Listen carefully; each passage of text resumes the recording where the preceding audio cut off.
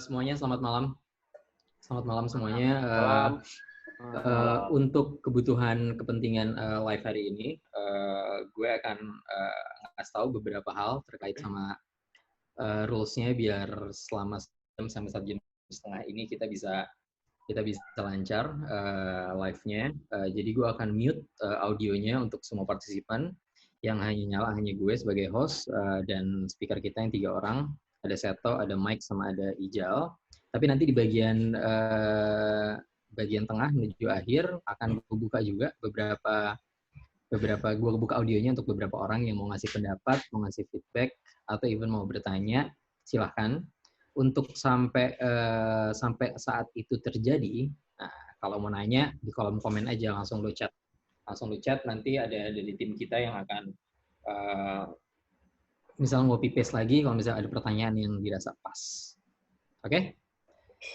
Jadi pas nih 8:10. Selamat malam Seto, Aji, Mike.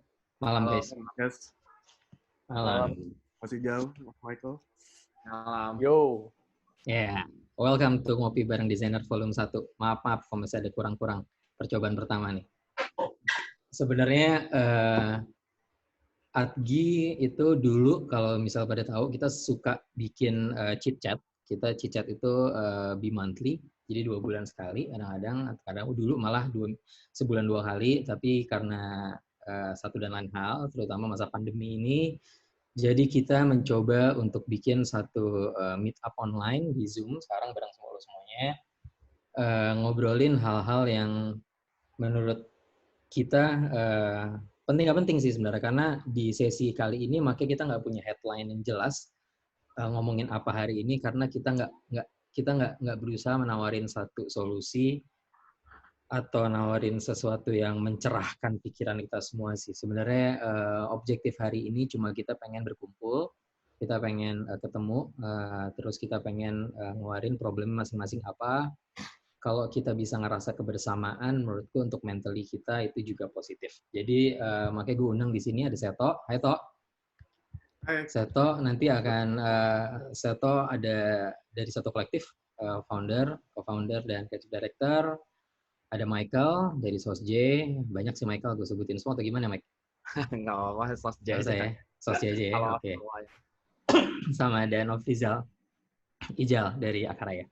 Hai Jal. Halo. Sebelumnya boleh nggak lo bertiga kenalin dulu diri lo, background lo apa, terus fokus lo di studio lo tuh apa, fokusnya, terus background singkat aja.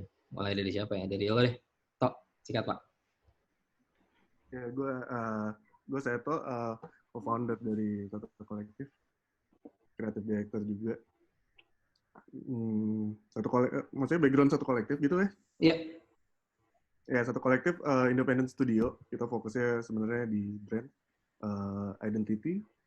Habis itu sekarang masuk ke ada sedikit advertising sama digital service juga gitu di beberapa part. Itu sih, sekarang kita udah jalan 8 tahun. Ya, itu aja cukup kali. Oke. Di sini juga ada partnernya lo ya, Tok ya? Ada Aji sama ada Wahyu di ada Aji, Wahyu. Ada nama Aji sama Wahyu itu di situ, cakep-cakep. Boleh dilihat. Terus Mike, boleh Mike? Sikat Mike. Oke, nama gue Michael, gue dari SosJ. Kita berempat, terus partner gue juga ada di sini, ada Monica, ada Krista, ada Michi. Halo. SosJ sendiri bergerak di branding juga, terus kita lebih memfokuskan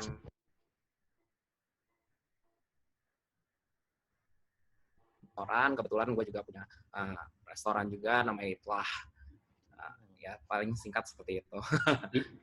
Yang top 5 di GoFood itu ya? Oke, Jal.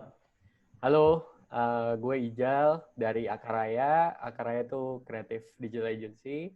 Kebetulan kayaknya partner gue nggak ikutan, kayaknya lagi sibuk masak bulgogi hari ini. Karena pivot gara-gara COVID. Okay.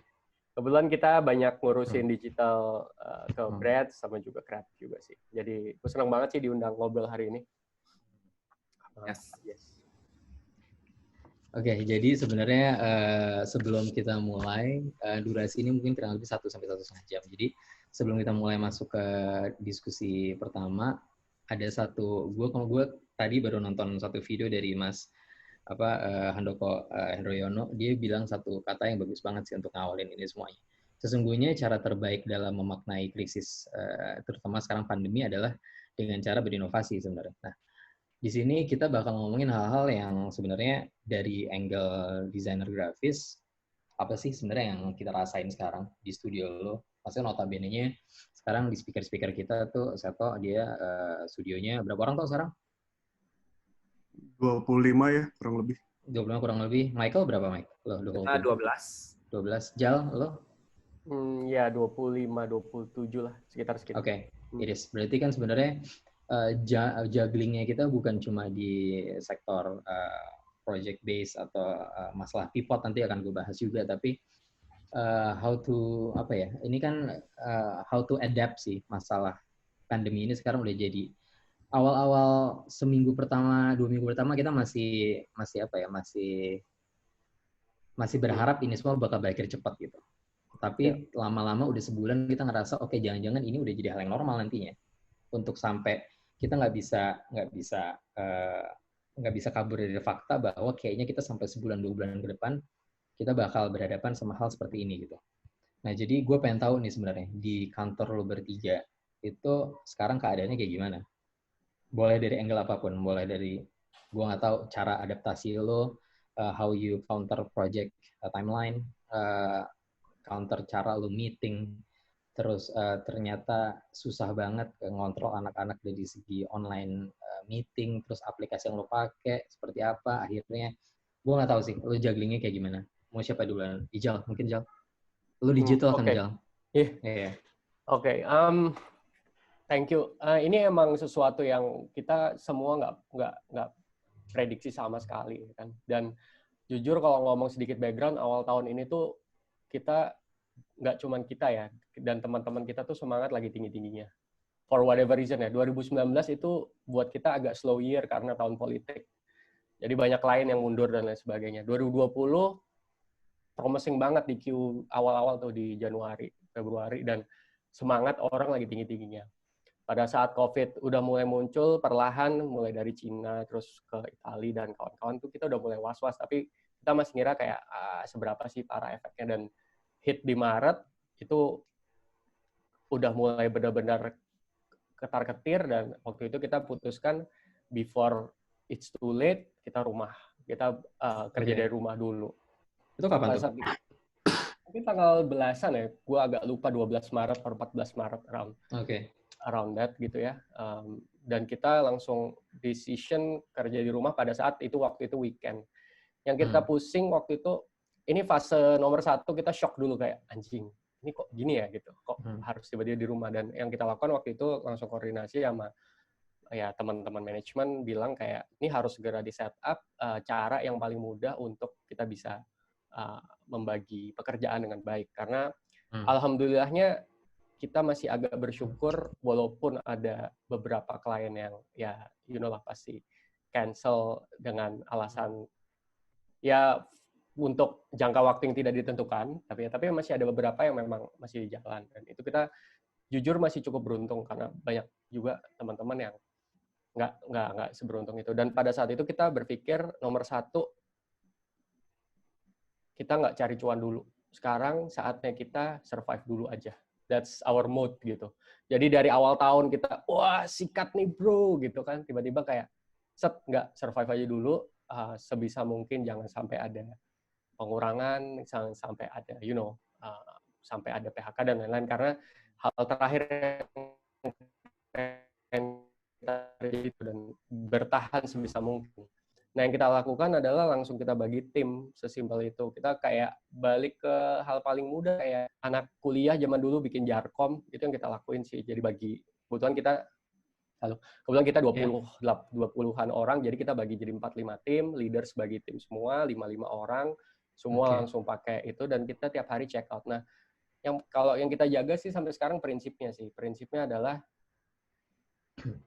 jujur gitu, dan kita lebih baik over communicate daripada under communicate, karena itu doang yang bisa kita lakuin sekarang. Kita nggak bisa lakuin banyak hal, jadi Ya, good Tiap point. pagi, malam selalu ada check-in, check-out. Harus ada Hmm. call sama tim di grup-grup. Terus nanti sesekali ada town hall-nya. Itu sih most yang kita lakukan so far. Dan ya, Oke. masih berjalan sih. Oke, berarti udah berapa? Udah hampir 1,5 bulan. Udah hampir 2 bulan malah ya? Iya. 7 minggu tadi 7 kita minggu hitung. ya? Oke. Lumayan udah lama, udah nggak berasa. Oke. Lu gimana, Mike? Lu sementara lu keadaan lagi di luar kota juga sekarang? Atau lu... Ya, mungkin gue bisa cerita sedikit. Kalau dari gue sebenarnya since Januari awal sebenarnya begitu berita dari si The Wuhan Story udah mulai keluar, sebenarnya gue sendiri udah prepare untuk 4 of my business gitu. Karena kan ada Itlah, ada Monster, ada SOSJ, dan ada Kavi. Dan itu benar-benar different angle banget kita ngeliatnya. Nah, sehingga pas di Februari sebenarnya untuk si makanan, karena gue fokus waktu itu adalah, how bad can it be for the designers gitu. Yep. Tapi gue udah melihat dampaknya di restoran di China gitu. Tapi I don't see the dampak di designer saat itu. Jadi itu something yang mungkin gue kayak out of sight tiba-tiba gitu. Yeah. Jadi jadi yang kita siapkan adalah malah dari tim Itlah tuh prepare a lot of things, mulai dari emergency kitchen, the marketing and everything gitu. Cuman when it comes to design kita sendiri, kita tuh sedikit lupa mungkin ya, kayak banyak klien kita yang juga restoran kebetulan gitu, seperti itu. Makanya ketika retail bener-bener ke hit di tanggal, I remember itu kayak tanggal 15 Maret, since karena itu opening restoran baru juga di salah satu klien kita. Jadi besoknya langsung PSBB gitu. And then realize, this is real gitu. Makanya dari SOSJ sendiri sih kita saat ini menerapkan sistemnya, of course, work from home sesuai peraturan pemerintah dari the day kita diminta. Karena waktu itu kita ngobrolin, kebetulan satu compound kita itu terdiri dari Bite, arsitek, lalu kita ada UI UX, which is anti-code, terus ada kantor Monster juga. Jadi kita satu compound rame-rame. Lalu kita memutuskan nih, lebih baik kita work from home. Terus dari situ ya gradually kita nyadar lah kayak shit got real gitu, kayak everyday new drama gitu. Dan tapi ya awalnya kita shock lah, of course kita sebagai kita juga pemain baru, kita baru 10 tahun gitu, kita masih benar-benar belum pernah kena drama-drama yang heboh tiba-tiba. I don't think kayak semua orang pernah kena yang namanya Miss Rona inilah ya, gua rasa. Jadi kayak emang juaranya sih menurut kita, kayak dia bisa mengubah semuanya gitu. And then awalnya kita berempat lumayan shock, yes of course gitu. Cuman at a point kita sadar, maksudnya ini adalah sebuah kenyataan dan kita balikin lagi gitu. What if kayak dulu kita mulai start sebuah bisnis, kayak kita berempat ngobrol lah kayak gimana ya kalau misalnya dulu kita mulai sebuah bisnis, excitement-nya kita mulai seperti apa. Saat itu kita belum tahu kliennya siapa, mau ketemu siapa, bagaimana caranya, dan apa aja problemnya, tapi ini problemnya lebih jelas mungkin. Problemnya clear, very clear di depan mata kita, bahwa ada Miss Rona ini. Jadi mungkin itu yang membuat kita ada ketenangan di saat kita galau gitu. Jujur, mental health, yang paling penting yang kita lagi keep ongoing untuk semua tim kita kali ya. Instead of mikirin cuan, bener banget, gue setuju banget. Kalau sekarang sih udah bukan tentang cuan kali ya, it's about mental health kita bersama. Maksudnya dari the leaders and then also the designers gitu. Jadi kita selalu berusaha untuk jujur pertama, kita juga terbuka keadaan apapun yang terjadi sama kantor kita, ke anak-anak kita. Kita juga berusaha untuk tetap, maksudnya memberikan tugas secara digital seperti Zoom and everything. Tapi to be honest, kita tuh nggak pernah, selama 10 tahun kita bangun kantor, kita nggak pernah benar-benar berat di digital, karena kita kebanyakan retail. Jadi benar-benar ya ngebangun proyek gitu. Sehingga it's something new for us juga. Sehingga klien juga banyak ya, benar, kayak ada yang stop, ada yang maksudnya mereka juga lagi kesusahan. Nah, tapi ini menurut aku jadi satu hal yang kita bisa ngelihat, betapa vulnerable-nya kita semua gitu sebenarnya, tuh biasa. Even kayak klien kita yang wow juga oh turns out mereka juga bisa vulnerable. Bagaimana kita di masa pandemik ini kita bisa membantu mereka, bagaimana kita nge-adjust dengan mereka, seperti itu sih ya. Gue ngeliat. But the first main point yang kita utamakan dari SOSJ, jujur, bagaimanapun kita bangun, yang paling penting adalah kita memastikan kita semua sehat dulu, anak kita sehat. I think ya sambil jalan and then we will find a way sih. Cuman ya sekarang kita mindset kita malah kita taruh ada virus ini dan how we're gonna go along gitu. Ride the wave sih lebih seperti itu. Oke. Oke, Tok, lo lagi satu kolektif lagi hot-hotnya juga nih soalnya banyak banget yang lo mau create tiba-tiba boom lo mesti kerja di rumah semuanya. Itu sementara gue tahu banget ritmenya anak satu tuh emang ngendon di kantor dan betah banget dan gila gitu. Gimana sekarang, Pak? Ya nggak tahu ya, maksudnya lumayan agak kaget awalnya, lumayan agak kaget karena oke deh, maksudnya pas pertama kali outbreak ini muncul juga kita udah siaga lah, kita udah ada beberapa pitching. Maksudnya sebelumnya kita tahun ini sebenarnya ada lumayan banyak plan ya. Maksudnya selain di bisnis development-nya juga ada beberapa inisiatif lah. Mungkin kita juga ada beberapa rencana bikin pameran atau bikin inisiatif lain gitu di tahun ini. Cuma terpaksa dipospon gitu. Awal-awal sekitar bulan Maret ya kalau nggak salah, sebelum itu 13 Maret kalau nggak salah, kita emang udah outbreak, terus kita harus work from home. Tadi kita cuma mikir mempersiapkan masih short term aja gitu. Terus nggak lama dari situ kayak hitungan hari satu dunia udah shutdown. Jadi nah di situ akhirnya selang berapa hari kita mikir oh ini ternyata seserius itu gitu. Jadi ya udah kita lumayan gua sama Aji lumayan ngumpul dulu bertiga, akhirnya kita apa yang harus kita lakuin gitu. Untungnya sih maksudnya beruntungnya kayak masih ada beberapa service yang memang kita bisa kita gantungin hidup kita di situ untuk survive lah gitu. Okay. Dari sekian banyak, mungkin dari 10 service kita mungkin ada 30% yang kita bisa pegang gitu. Ada di beberapa part emang kita nggak begitu kuat, tapi ya maksudnya ini bikin kita jadi belajar banget di part itu gitu. Dan sekarang kita benar-benar nguatin banget di part itu. Dan part digital khususnya gitu, yang sebenarnya kita nggak terlalu, sebelum ini nggak terlalu kuat ya, tapi sekarang kita benar-benar belajar banget semuanya. Challenge pertama banget sih, yang paling berasa ya karena kita biasa hidup di kantor ya. Kayak kita ngabisin kantor hidup waktu kita di sana, dan gue juga 8 tahun gue kayak nggak pernah bawa kerjaan ke rumah gitu. Terus tiba-tiba sekarang gue harus kerja di rumah dan gue harus adaptasi sama semuanya gitu. Dan yang kedua adalah gimana gue komunikasi sama anak-anak yang kita biasa bareng-bareng, terus sekarang kita harus jauh-jauhan gitu. Gue yakin semua orang juga punya adaptasi masing-masing karena situasi mereka pribadi di bagian mereka masing-masing juga pasti kan nggak sama semua gitu. Tapi kalau sejauh ini sih emang sekarang kita lumayan bertahan. Bertahan. Nah, ya, sekarang sih targetnya cuma survive sih.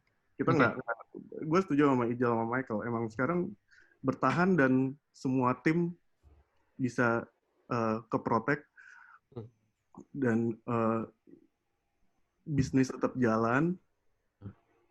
Yang untuk survive aja. Jadi menurut gue sih itu yang paling penting ya maksudnya. Nah, si Ijo ngomong survive, Michael ngomong survive, Aman lo ngomong survive. Survive versi lo tuh tapi apa untuk sekarang? Maksudnya survive lo dan strategi lo untuk survive itu apa? Karena sekarang kalau lo lihat setiap minggu aja tuh kayak keadaan pasti nggak usah tiap minggu, kadang-kadang tiap 2 hari sekali kadang-kadang keadaan berubah gitu. Dan lo mesti ngikutin yang tahu-tahu kayak misalnya besok PSBB Hamin 1 udah kelar diperpanjang. Maksudnya kayak hal-hal yang lu tadi mau planning jauh 2 minggu aja sekarang menurut gue udah planning jauh tuh.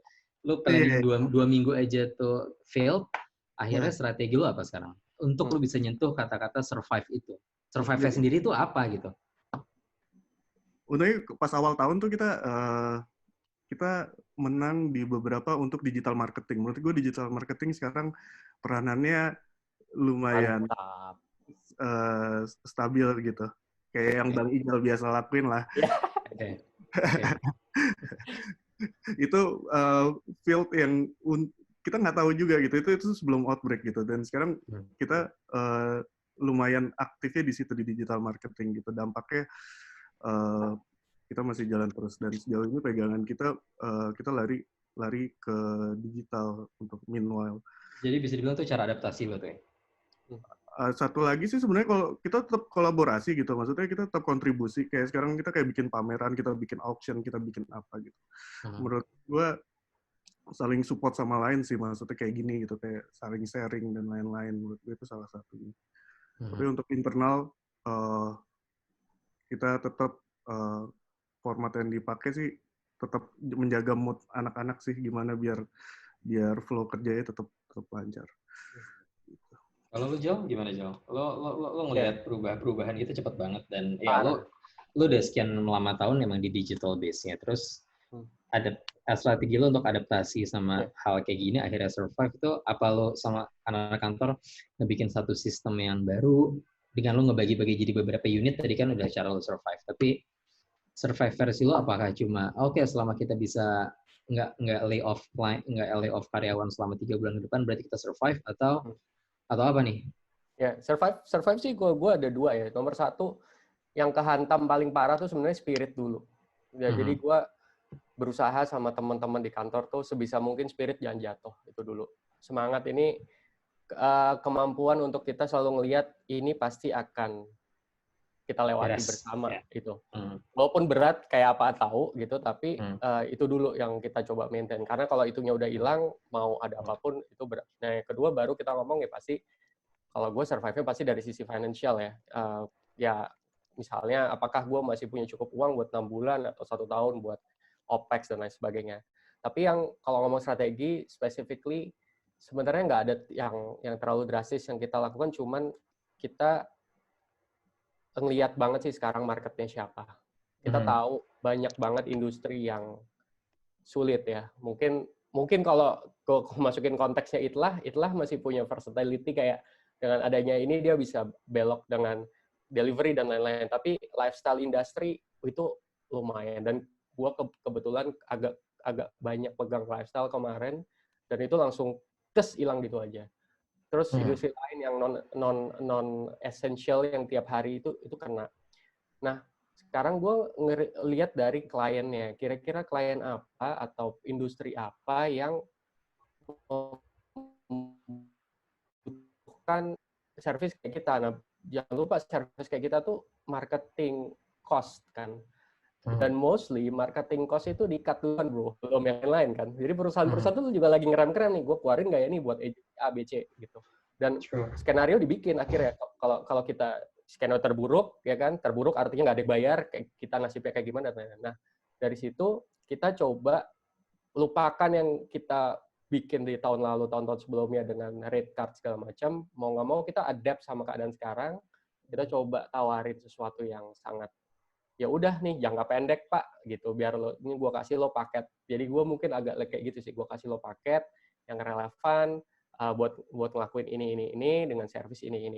Jadi ya mau nggak mau gue agak memaksa teman-teman di kantor untuk bukan berarti dengan adanya kita kerja di rumah kita stop innovating gitu. Justru nih saatnya kalian bisa create something service yang baru yang relevan banget sama keadaan sekarang dan ngejawab ke market yang baru. Jadi kalau gue ngelihatnya ke arah situ. Nah, ya tapi setiap hari itu gue checking terus sih, ini udah sampai mana, ini nyampe apa enggak. Jadi gue punya flagging lah. Jadi ya mudah-mudahan sih masih bisa jalan ya itu. Yang paling menyebalkan dari hal ini sebenarnya adalah karena kita tahu ini pandemi ini karena apa, tapi yang paling sebel adalah kita nggak tahu kapan kelarnya sebenarnya. Jadi kita nggak bisa set timeline. Menurut gue yang paling gila dari sebuah project adalah ketika lo udah tahu, tapi lo nggak tahu timeline-nya. Itu menurut gue gimana ya, kayak susah banget sih untuk nge-tackle-nya. Nah, maksudnya jadi success rate-nya jadi bingung sebenarnya. Kalau lo Mike, kayak gue tambah satu, kayak contohnya satu klien udah deals, udah tanda tangan segala macam, terus begitu ada ini bilang Mas kita mundurin ya, sampai kapan? Ya nggak tahu Mas. Ya udah. Iya, Gua true. akhirnya anggap project nggak dapat, udah gitu aja. Iya. Ya walaupun di kasus gue tetap naruhin walaupun dia pending, misalnya pending 6 bulan atau pending 4 bulan, tetap ada namanya prepayment invoice sih. Jadi ibaratnya kayak lu booking fee lah. Yang ngikat di awal, booking fee itu menurut gue tuh penting sih. Karena gue tahu semua klien pasti lagi nge-save cash-nya mereka banget juga. Tapi gue juga mau mereka tahu kalau misalnya kita tetap harus akan jalan karena investment gue di pemikiran udah keluar gitu kan. Jadi ada prepayment invoice itu yang kita bisa tentuin, maksudnya apakah 10%, apakah 15% gitu atau berapapun gitu. Tapi kita tulis gitu, state gitu bahwa ketika ini berakhir kita start go, and then ya lo nggak jajan-jajan lagi gitu. Ya kan, poinnya kan itu kan. Lo gimana Mike? Lo juggling lo nih banyak banget lo. Bukan cuma sosja doang soalnya. Jadi strategi lo apa untuk adapt, terutama di sosj deh, karena gue mau ngeliatnya lo angle dari segi designer nih.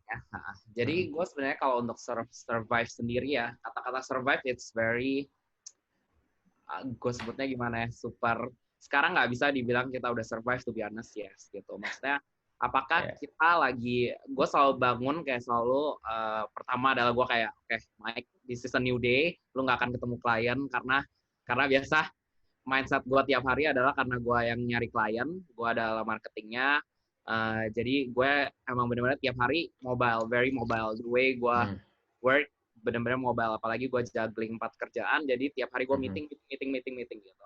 Jadi tiba-tiba suddenly gue bangun di kamar, terus kayak oke, lu cuma bisa keluar dari kamar ini Mike gitu. Itu something yang kayak wow gitu. Jadi pertama adalah ngubah kebiasaan kali ya, dan gue percaya semua orang punya kemampuan untuk adapt, dan seperti yang dibilang, untuk mengubah kebiasaan itu butuh 21 hari. And it change gitu. Dan to be honest, itu ngubah gue juga, sehingga sekarang gue melihat, Mike, kalau lu sebelumnya nyari klien dengan cara ketemu orang, sekarang lu nyari klien, kalau dulu kan lebih mudah menurut gue untuk mempersuade seorang klien gitu. Gue jelasin in your face bagaimana caranya, step-stepnya, sedangkan sekarang gue harus jelasin dengan cara Zoom 40 menit gitu, terus tiba-tiba kalau ke-cut gue harus ulang lagi, ngundang lagi. To be honest, itu tantangan baru buat gue gitu, yang dimana gue nggak bisa preview bener-bener persuade tanpa mengetahui gerak tubuh, karena to be honest, untuk mendapatkan seorang klien, gue harus membaca mulai dari gerak tubuh, apa yang dia suka, apa yang dia mau, apa sih tujuan dari bisnis dia gitu. Nah, sedangkan ketika gue masuk ke online, it's something very new to me. Tapi ya sekarang gue mungkin udah mulai kebiasaan. Ya first of all, dari setiap gue bangun, pertama kali gue untuk survive, dan untuk sosj survive, selalu mindsetnya harus oke, Mike, ini harus sedikit positif. Tapi di sini adalah bukan toxic positivity ya, gue bilang, kayak karena gue sangat menghindari toxic positivity. Positivity adalah kayak gue akan bilang ke anak-anak gue kayak oke, jangan khawatir, besok kita masih beres, besok dapat klien, jangan khawatir, kita nggak seperti itu sih. Dan kita terapin saat ini kita sebagai the leaders juga lagi berusaha sebaik mungkin, di mana mindset positivity kita lebih kita tanam ke kita sendiri. Jadi gue bangun, gue pengen positif untuk gue bisa nggak ya hari ini ketemu klien, gue approach lagi gitu. Dan kebetulan kita datang 3 klien yang which is sangat berbeda banget sama yang biasa kita lakukan. Biasa kita dapat restoran, terus sekarang tiba-tiba yang datang adalah dia mau bikin sanitizer, kayak wow. Which kita kayak oke, something new, exciting, tapi menarik menurut gue gitu. To be honest, gue, Krista, Monik, Michi kayak oke, ini tantangan baru gitu. To be honest, kita jarang banget pegang produk. Kita baru pegang produk 2 atau 3 project. Makanya menurut gue kayak berarti this is the new normal maybe gitu. Maksudnya kita sebagai the leaders juga harus menerima fakta mungkin ya. Yang paling penting adalah menerima fakta, nggak bisa lagi denial. Kalau menurut gue juga menanamkan itu ke kita berempat. Maksudnya kalau kita menunggu untuk Miss Rona hilang, maksudnya first of all kita nggak bisa bikin vaksin, jadi jangan halu dulu gitu. Jadi kalau kita nggak bisa bikin vaksin, ya udahlah. Menurut gue be real gitu, ride the flow. And then kita lihat gitu, ternyata selama ini ada beberapa kekurangan kita sebagai sosj. Kita nggak biasa digital. Kita nggak biasa meeting sama klien dengan Zoom. Maksudnya ini something yang lagi gue pelajarin juga.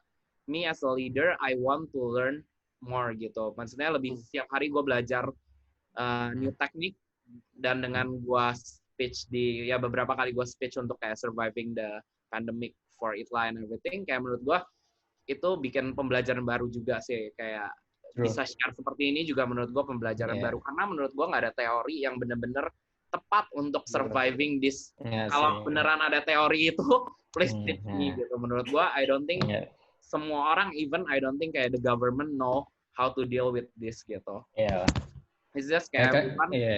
Dan apalagi menurut gua this pandemic ini sangat kompleks ya. Ini nggak cuman kena ke satu bisnis kayak retail, restoran, klub, lifestyle, nggak. Ini tuh sampai kena ke ekonomi, kesehatan, lifestyle and everyone gitu sebenarnya. Jadi saking kompleksnya ini menurut gua kita juga harus ngelihat apa sih yang akan the new upcoming business. Mungkin itu yang pertama. Jadi kita selalu tiap pagi sekarang gua mau Nick Krista jabarin fakta. Oh, ini adalah fakta yang terbaru. Ini bisnis yang akan emerging.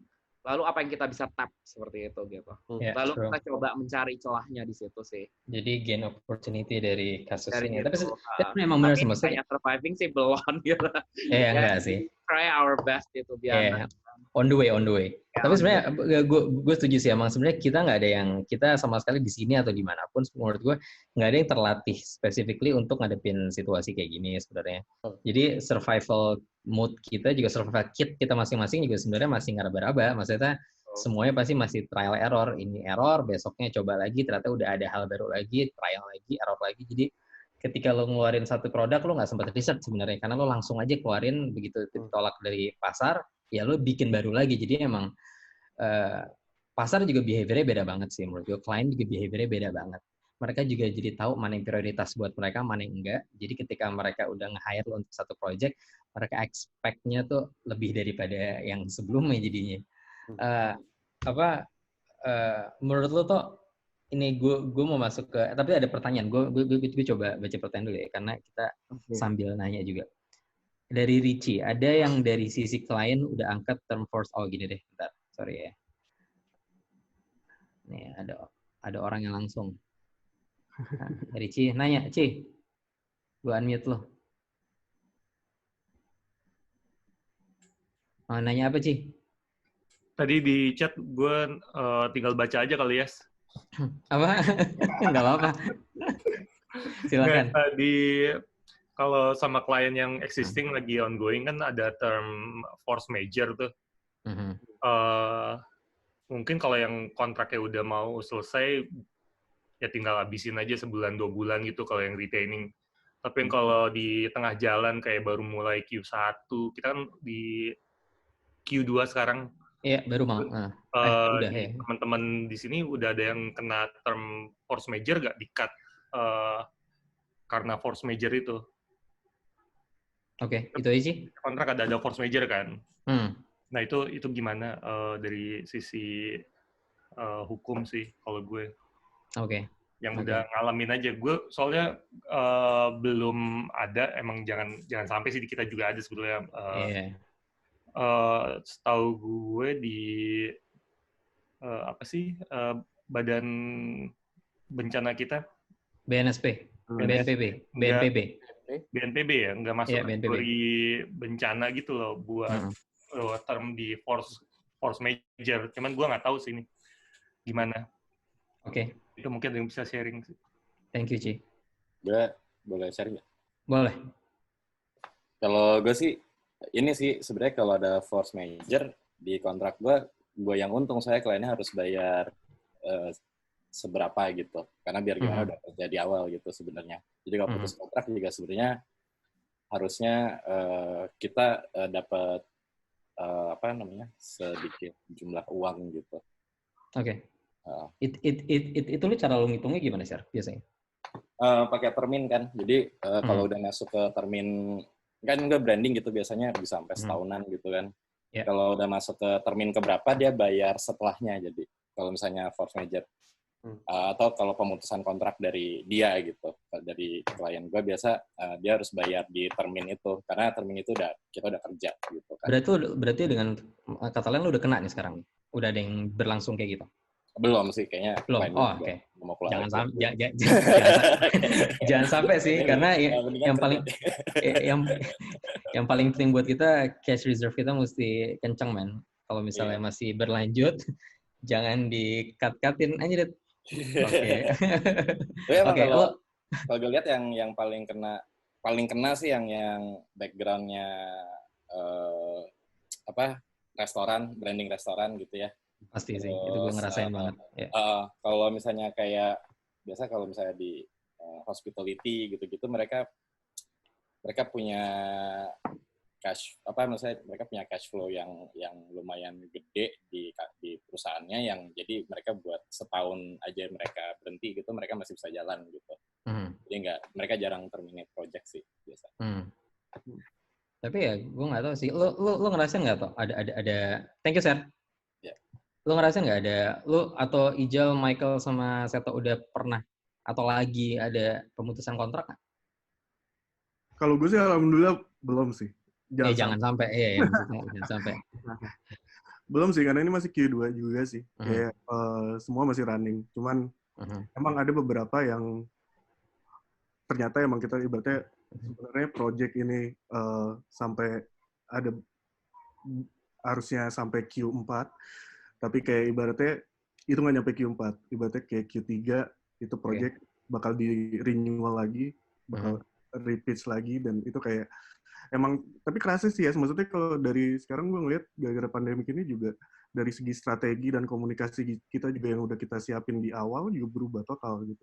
Iya, jadi agak sedikit nggak relevan tapi ya masih bisa dipakai tapi harus shifting sedikit sih emang. Tapi gue rasa emang secara global juga brand itu yang cuma bisa dilakuin gitu. Sekarang tuh emang aplikasi yang dipakai pasti yang gimana biar customer dia juga tetap bisa di-maintain gitu. Kayak dia ngasih sesuatu konten-konten yang praktikal gitu. Jadi emang komunikasinya semua tentang work from home, gimana cara ngelewatin pandemik gitu-gitu. Jadi menurut gue itu sih kalau untuk administrasi dan pemutusan kontrak itu apa segala macam. Kalau dari gue sih sebenarnya gue belum alhamdulillah belum pernah gitu. Tapi ya kita tapi dengar dari teman-teman lumayan banyak juga yang kayak gitu. Apalagi yang industri-industrinya yang lumayan agak kita lumayan beruntung menurut gue graphic designer gitu kayak teman-teman di IO atau di PH gitu mereka kacau. Lumayan terpukul banget gitu dan gue rasa mereka yang paling berasa gitu impact-nya dari pandemi ini. Kalau lu gimana Jal? Karena gue sendiri sih ngerasain ada satu project yang emang terpending selama minimal 4 bulan sih. Ada 2 project yang terpending minimal 4 bulan dan gue mengharuskan untuk mengeluarkan prepayment invoice itu tadi. Lo ngerasain ada yang diputus atau diapain gitu? Kalau gue emang ada secara lisan udah bilang mau mundur, cuman secara kontrak sampai di itu sih belum. Karena kalau gue lihat kliennya juga ikutan syok bro. Jadi kita sama-sama syok di posisi kayak anjing kita bingung, ternyata dia juga bingung. Jadi kita bilang duduk dulu, relook dulu, nanti after lebaran kita relook lagi ya. Pasti tadi sih klausa-klausa itu pasti akan kita lihat lagi sih. Yang penting nggak ngeberatin kedua belah pihak. Karena sekarang gue juga kasihan bro sama klien bro. Misalnya mau nagih. Aduh, gue tahu misalnya dia lagi kenapa gitu tuh juga ada rasa gimana, makanya cari jalan tengah sih. Ya tapi di pihak kita juga yang kita punya bukan beban lah, kita punya tanggung jawab untuk kita punya OPEX yang jelas, kita punya segala macam ya itu mesti ada hitungannya juga dan ya beban itu memang setengah kita taruh di pundaknya klien juga kan untuk mereka fulfill sebenarnya. Jadi ya emang susah sih. Mike, lo ada mau nambahin sesuatu tentang hal itu? Kalau kita jujur sih putus kontrak belum ya. Cuma sebelum ini gue nggak pernah ngerti arti dari we are in this together sampai this happen. Benar-benar the day gue ditelepon klien gue, which is teman terdekat gue, which is udah gue anggap kayak my own sister gitu, kayak kakak gue sendiri. Gue sadar gitu, maksudnya apa arti dari we are in this together tuh kayak kita tuh kayak rantai gitu loh. Kita membantu mereka, mereka membantu banyak orang, mereka juga lagi berusaha untuk menghidupi banyak karyawan, mereka juga trying to survive. Maksudnya, gue nggak bisa ngelihat kalau ke Sosj, yang pertama adalah kali gue jabarin ke mereka adalah, kalau kita push klien kita untuk struggle more di saat mereka lagi kayak gini, kayak menurut gue Setuju sih. bukan hal yang gimana ya. Ya tapi beda ya. Tiap orang, tiap perusahaan, tiap ini juga cara beda-beda. Cuman waktu itu yang kita putuskan berempat adalah sebelum event kita bilang ke klien kita yang retainer ini untuk ya udah nggak apa-apa kita bisa membantu. Klien ini nelpon gue, which is ya udah gue treat kayak my own sister. Dia bisa ketelepon and then dia minta maaf privately. Dia bilang kayak terjadi seperti ini dan kalau kayak gini gimana ya Mike gitu. Maksudnya yang menarik adalah dalam hal seperti ini gue udah nggak ngeliat dia sebagai klien, malah gue ngeliat dia kayak kakak gue nih gitu. Terus gue harus ngebantu dia gimana, karena kan kalau dia survive in these terms, gue akan survive juga sebenarnya, kayak gue bilang rantai itu gitu. Makanya saat itu it's amazing ketika ditelepon ya kita berempat sampai baper gitu karena kayak klien lu sendiri bisa minta maaf, and then kayak it's something yang lumayan menurut gua ngebuka mata kita gitu dan ngebuat kita sebenarnya apakah the best way to approach this client adalah maksudnya ini kan satu klien dan kita megang beberapa klien, apakah the best way to approach the client di saat seperti ini adalah malah bertanya ke mereka problem mereka apa yang bisa kita bantu, dan kita bantu dengan maybe a price yang menurut kita juga seperti teman, seperti sahabat gitu. This is a price yang as long as we survive, you survive gitu, and then we are in this together. Mungkin kata-kata itu benar-benar nampol di kita berempat kali ya. Kayak kita nggak pernah even mengerti kata-kata itu sampai we understand, ketika klien ini susah, mereka tuh sebenarnya nggak jauh beda sama kita, and then they're just like our family gitu. Kalau gua harus ngegampar dia dengan term force major contract ini, I think gue cuman akan ngebunuh dia first of all. Terus kalau dia nggak survive, I don't think ini lewat. Misalnya besok beres nih, kelar tiba-tiba suddenly boom, hilang nih corona gitu. Ya dia nggak akan jadi klien kita anyway gitu. Menurut gue it's just kayak it's like a family sih. Di momen kayak gini adalah momen dimana kita diuji sebagai designer, sebagai leaders. Apa sih arti klien untuk kita gitu? Are they just money makers? Are they our family? Or is it kayak atau kita semua tuh semuanya satu gitu? Seperti itu. Gue setuju sih di situ sih. Tapi emang cara culture dari masing-masing studio atau masing-masing desainer pasti kan punya cara yang berbeda. Kayak gue bilang nggak bisa dijudge by sausage. Maksudnya this is like a very kayak one case gitu sih. Betul. Tapi akhirnya itu leads to another things nih.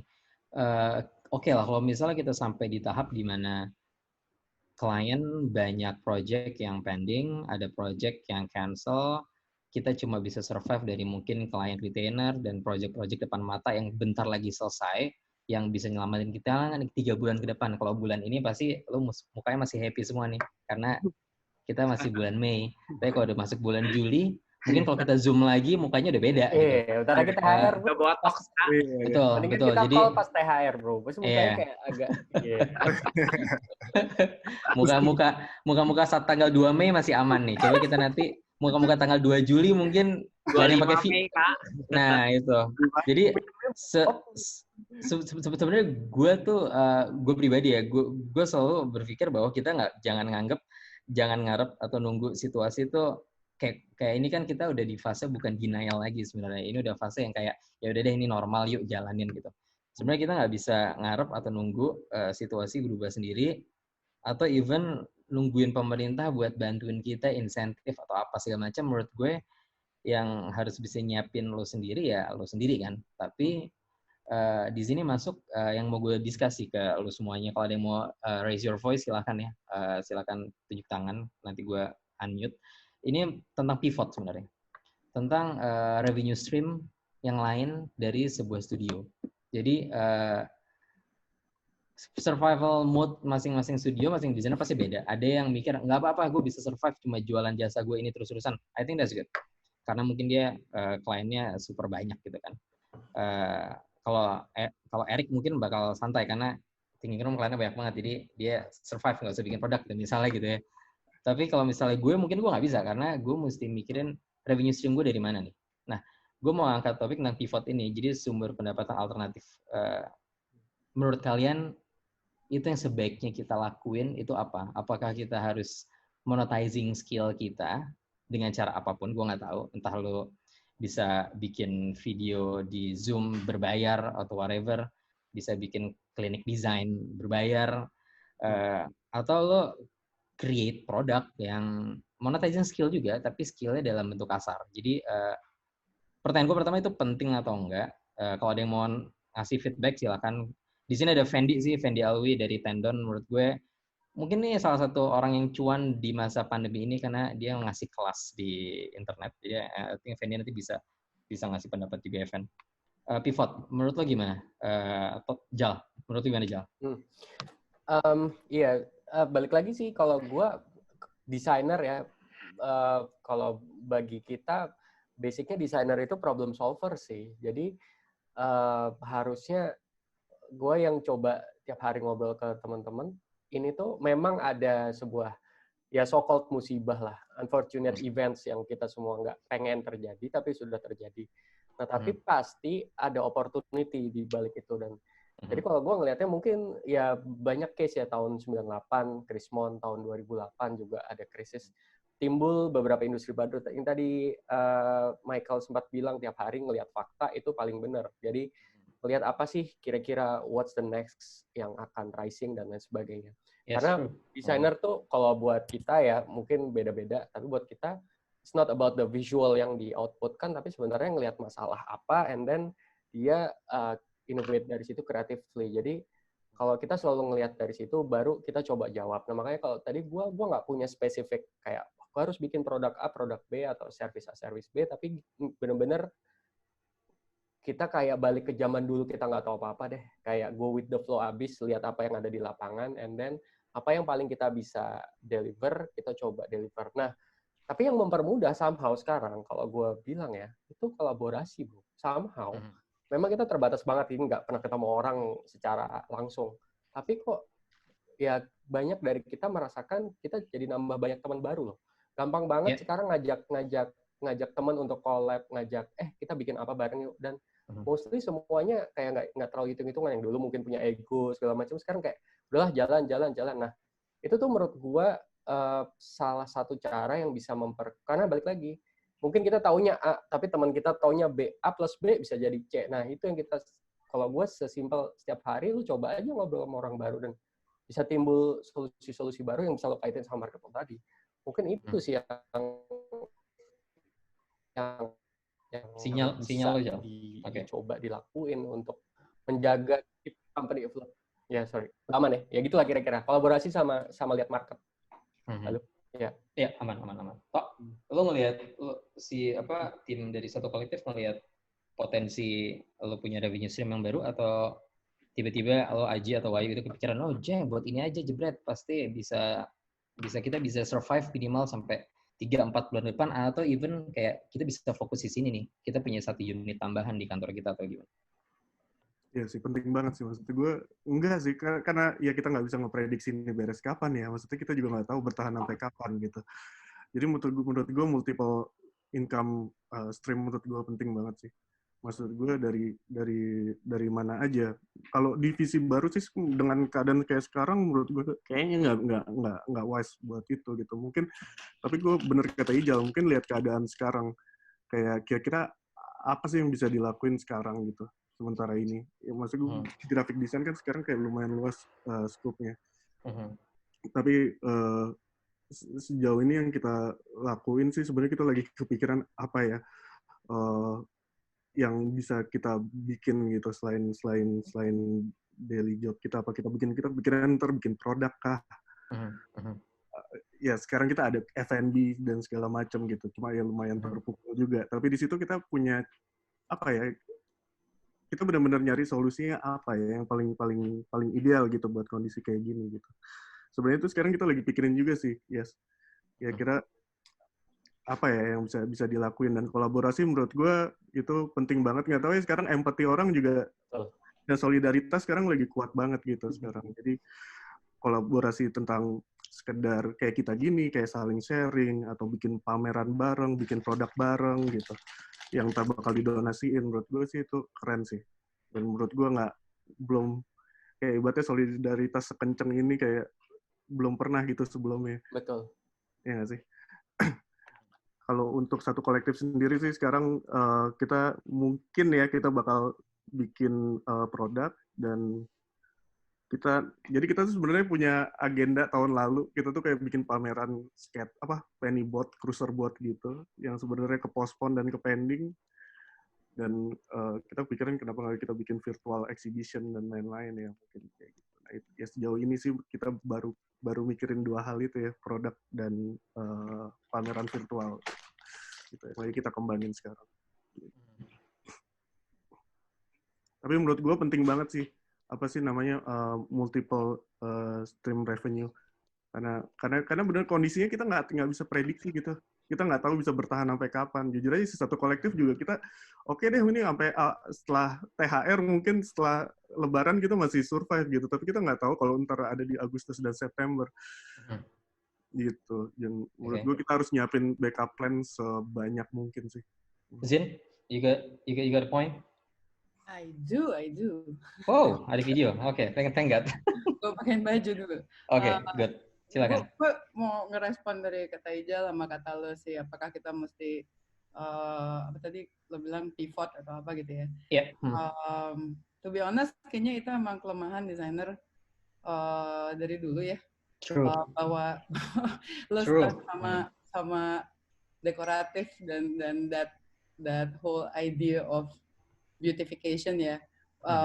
Gue rasa kayaknya gue paling tua di sini. Tapi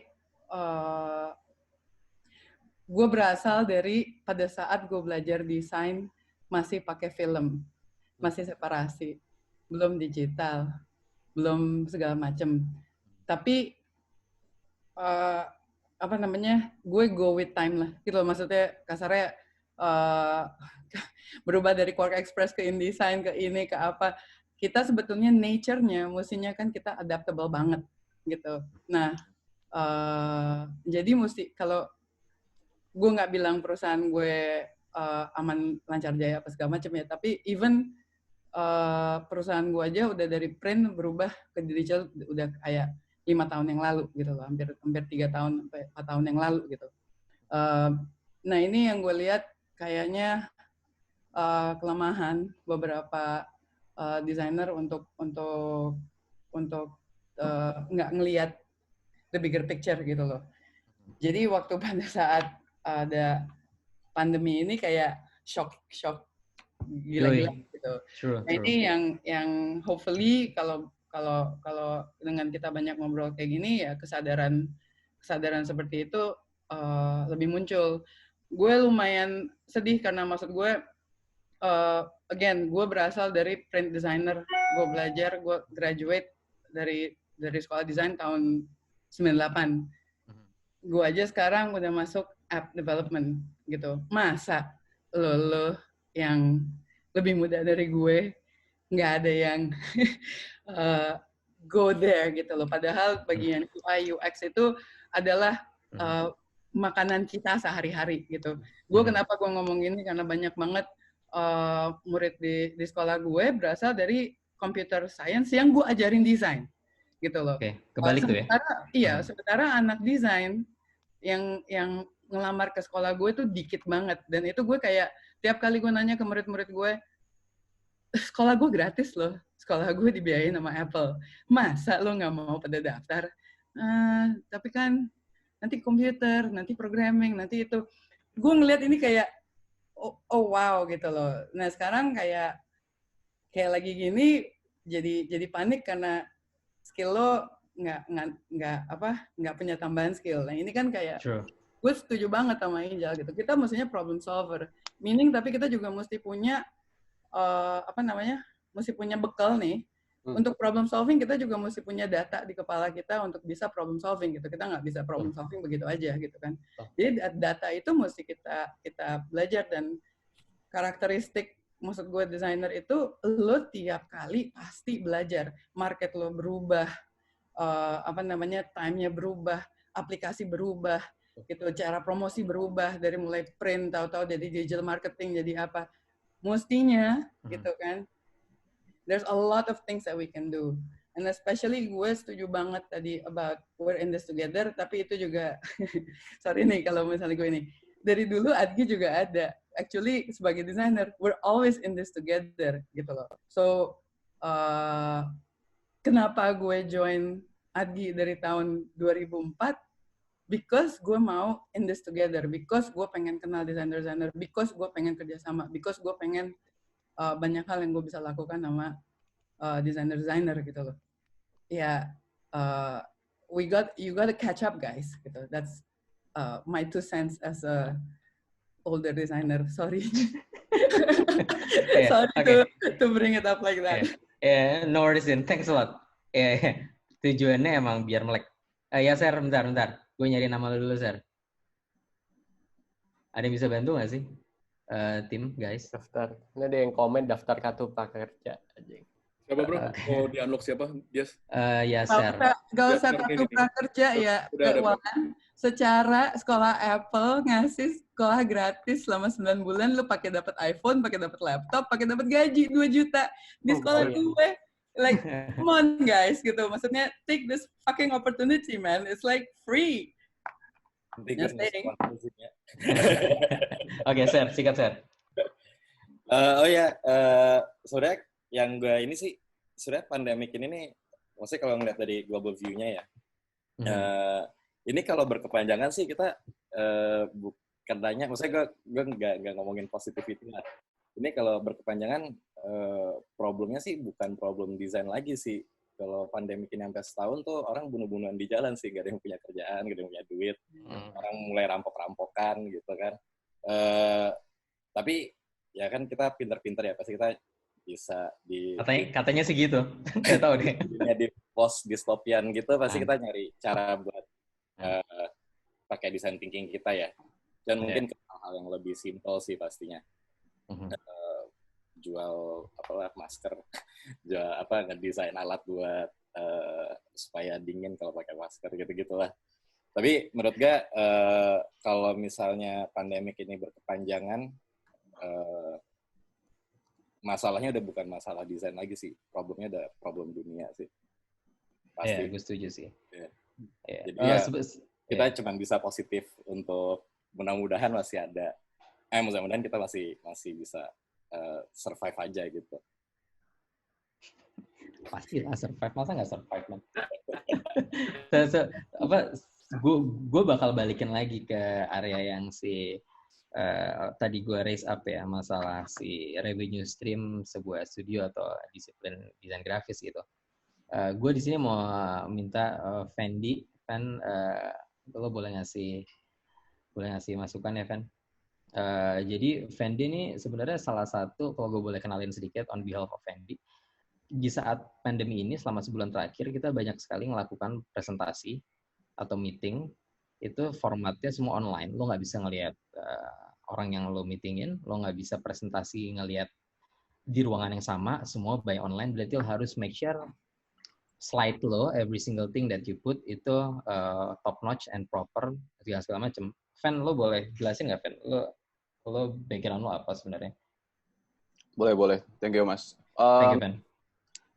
Jadi, kalau untuk pivot ya, jadi sebenarnya gue jelasin sedikit dulu. Gue di Tenden, sebelumnya itu nggak pernah kepikiran untuk ngetembak niche presentation deck. Cuman tahun lalu, karena demand paling tingginya di sana, jadi gue decide untuk, ya udah, gue cuma ngerjain presentation deck aja. Dan baru mulai develop ada training presentation deck dengan basic graphic design untuk orang awam itu tuh baru tahun lalu. Dan sebenarnya gue termasuk yang nggak prefer untuk latihan tuh online, karena gue nggak ngerasa gregetnya aja. Sebagai gue yang ngajar pun, gue nggak ngerasa bisa ngajar online gitu. Jadi gue nggak pernah ke sana. Walaupun sering diajakin mau buka e-course nggak, mau buka online course nih, tapi gue nggak pernah iyain. Nah, cuman karena kondisi pandemi ini dan orang-orang mau nggak mau semuanya virtual meeting, dan gue sendiri kemarin gue pitch juga harus di Zoom juga anyway kan. Dan menurut gue kayaknya harusnya semua orang yang mau itu kantor ataupun service apapun harusnya butuh untuk bikin deck yang nggak usah top notch, tapi at least nggak virgin banget lah gitu. Nggak banget gitu looknya. Jadi, yang gue lakuin, jadi gue offer untuk mau nggak untuk belajar simple dengan basic graphic design, tapi lo bisa aplikasiin untuk deck, mau itu report, mau itu proposal marketing, mau itu apapun yang lo perlu untuk lo present di virtual meeting gitu. Dan oh ya udah, ternyata kebutuhannya met, dan gue juga jadi mau nggak mau harus cobain online kan, which is gue juga baru start minggu lalu, dan minggu depan gue baru jalan webinar seriesnya. Dan karena si pandemi ini juga nggak tahu sampai kapan, jadi gue juga sama tim ngobrol, oh ya udah mungkin memang kalau di webinar sendiri itu nature-nya juga pasti beda. Jadi kayak ini solusi yang lo bukannya jadi bisa gantiin, tapi justru malah nambah ketika nanti ini udah selesai gitu. Jadi ketika ini selesai, oh gue berarti punya 2 jalur. Gue jago offline untuk learning, tapi gue online juga akhirnya gue nyobain, dan ternyata oh ada asiknya juga sih, walaupun ada beberapa yang lo nggak bisa lakuin juga. Dan project-project yang sifatnya untuk presentation deck tok itu juga gue stop. Jadi gue ngambil angle-nya, oh ya udah, daripada gue push untuk lo hire gue untuk bikin deck, ya udah gue ajarin aja, walaupun bukan dengan tujuan lo bisa sampai bagus, tapi at least deck lo nggak cupu-cupu banget lah gitu. Karena lo udah ngerti basic graphic design as orang awam sebenarnya. Oke. Berarti lo salah satu yang diuntungkan juga dengan masa kasarnya, masa pandemi ini, berarti lo salah satu spesialis yang dibutuhkan juga berarti. Karena jadi nggak mau nyobain, itu yang paling gue highlight sih sebenarnya. Karena gue sendiri pun termasuk orang yang cukup konvensional dan nggak pengen belajar online learning. Gue sendiri nggak bisa juga soalnya. Tapi ternyata karena mau nggak mau, jadi ya nyobain. Oke. Dan lo melihat feedback dari orang yang sudah mengikuti itu, ternyata bagus banget kan? Ternyata. Ya, alhamdulillah sih bagus. Karena mereka nggak punya kesempatan juga kan. True. Yang miss dari lo e-course yang satu arah atau nonton di YouTube kan nggak dapat mentoringnya. Nah, sementara practical mentoringnya itu yang gue tekanin justru. Jadi mungkin orang dapat di sana kali ya. Oke, bagus banget sih menurut gue. Menurut gue pas ngeliat Tendon pertama kali bikin webinar, menurut gue ini salah satu cara yang smart untuk desainer bisa punya. Gue nggak bilang mau kita suruh bikin semua studio bikin lo jadi kompetitor ya, maksudnya. Tapi maksud gue itu cara revision yang menurut gue menarik banget, karena di sini masih desain grafis. Kalau lo gimana, Mike? Ngelihat revenue stream, gue nggak bilang lo cuan dari Monster, dari Itlah ya, tapi gue ngelihatnya SosJ sebagai studio. Lo Monik sama Rizka, lo ngelihatnya seperti apa? Ada potensi apa? Oke, untuk kita pivot sendiri, jujur malah yang menarik adalah karena kita satu compound itu terdiri dari UI UX, which is dia very technological. Terus ada Bita dari arsitek, terus ada Monster dari product, terus ada SosJ dari graphic design. Nah, kita berempat itu punya satu grup gitu. Sehingga ketika pandemik ini berlangsung, kita almost setiap hari atau per 3 hari gitu, ngobrol gitu.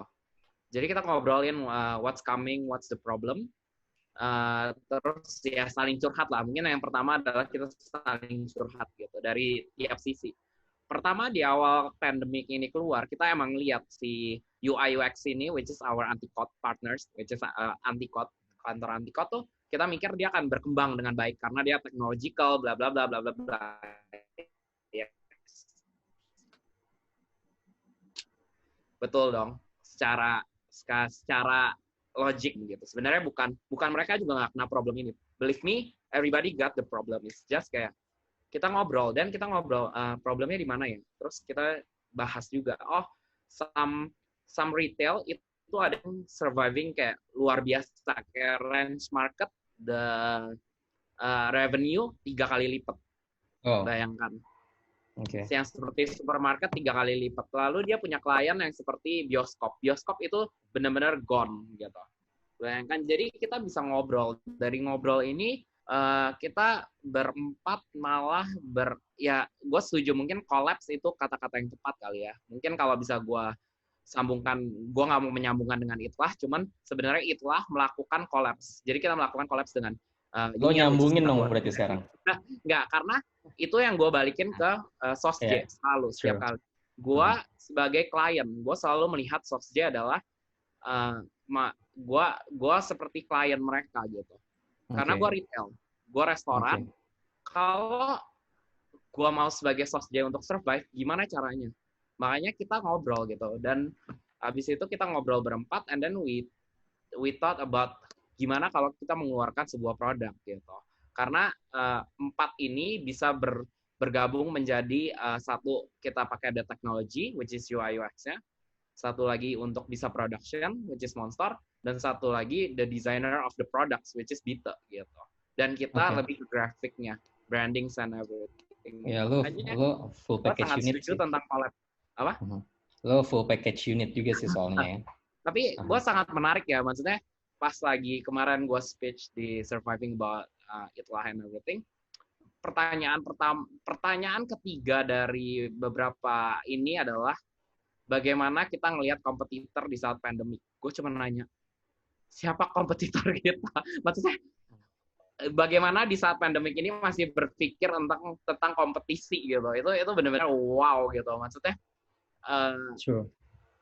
di sini adalah momen di mana kita, I think bahkan kita semua nih, dan hari ini gue belajar banyak banget even ke Mbak Zinia dan Mas Fendi gitu. Maksudnya it's very insightful juga, maksudnya untuk kita cerna gitu. Of course benar, maksudnya kita juga sebagai desainer nggak bisa kayak gue nggak bilang kayak gue nggak mau belajar tentang new teknik, new skill.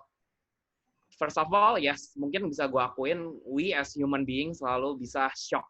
Mungkin ya kata-kata yang tepat. Dan kita sebagai human being, it's okay to feel vulnerable. Itu yang menurut gue penting untuk kita akuin untuk mental health gitu. Dan menurut gue it's okay untuk to learn slowly and okay gitu. Untuk ngelihat fakta, pertama kita akan denial and everything. Makanya untuk pivot sendiri, menurut gue yang paling penting adalah gue belajar dari orang-orang yang menurut gue banyak orang yang lebih hebat gitu di selain partner gue gitu. Of course, Niko yang punya Anti-Code lebih mengerti UI UX gitu. Dan kita dengan ngobrol itu kita bisa belajar, oh ternyata di industri ini tuh ada celah, kayak misalnya industri swalayan, terus industri sanitizer, itu something yang kayak wow gitu. Dan how we will change. Bahkan gue sebagai Itlah, gue akan mengubah semua cara kita untuk order, kita akan pakai online. Bukan online, maksudnya kita akan pakai mesin. Dan mesin inilah yang nanti akan di SOSJ Design dan Anti-Code Design bersama desainer dari kita gitu. Maksudnya this kind of thing yang harusnya kita bersama desainer tuh saling ngobrol gitu. Maksudnya if you're good at this, maka lu akan bantu gue di sini gitu. Dan I think this ngopi bareng menurut gue tujuannya seperti itu sih, kayak lebih gue belajar dari kalian gitu. Maksudnya kayak kita sama-sama belajar sih gue melihatnya. Maksudnya buat pivoting ya everybody trying juga sih menurut gue. Jadi nggak ada yang benar-benar mengerti sih mau berapa lama dia sebagai desainer. I don't think so to be honest. Iya sih. Menurut gue yang paling penting sekarang adalah kita juga managing stress kita sih. Maksud gue, lu bisa berpikir secara sehat untuk bisa ngeluarin inovasi atau gue nggak tahu misalnya revenue stream yang baru ketika lu sebenarnya secara studio juga stress level lo udah rendah sebenarnya. Karena ketika lo juga nggak punya kasarnya cash reserve yang sehat, lo nggak akan bisa berpikir jernih karena lo pikiran hanya dapur terus-terusan. Akhirnya pemikiran-pemikiran yang baru menurut gue nggak akan bisa keluar sih. Jadi sangat disayangkan kalau emang keadaannya kayak gitu. Tapi menurut gue di masa sekarang ini justru hadirnya kayak forum-forum gini yang bisa ngangkat bahwa lu tuh nggak sendirian. Jadi minimal stres lu tuh pelan-pelan diangkat sama diturunin dengan hal kayak gini. Lu dapat fulfill di area yang emosional. Jadi menurut gue itu bagus banget sih. Tapi ada pertanyaan yang kelewat banget nih, gue melempar ke Seto pertanyaannya. Tok, dari Sinta dia nanya tadi, lebih baik soft selling atau hard selling di masa pandemik ini. Lalu apabila soft selling, apa yang kita harus lakuin untuk menarik klien balik lagi, klien lama dan klien baru. Jadi soft selling atau hard selling, terus kalau soft selling apa yang mesti kita lakuin? Ini soft selling kitanya maksudnya atau brand? Soft selling pasti kitanya sih. Service, kita sebagai pembuat jasa.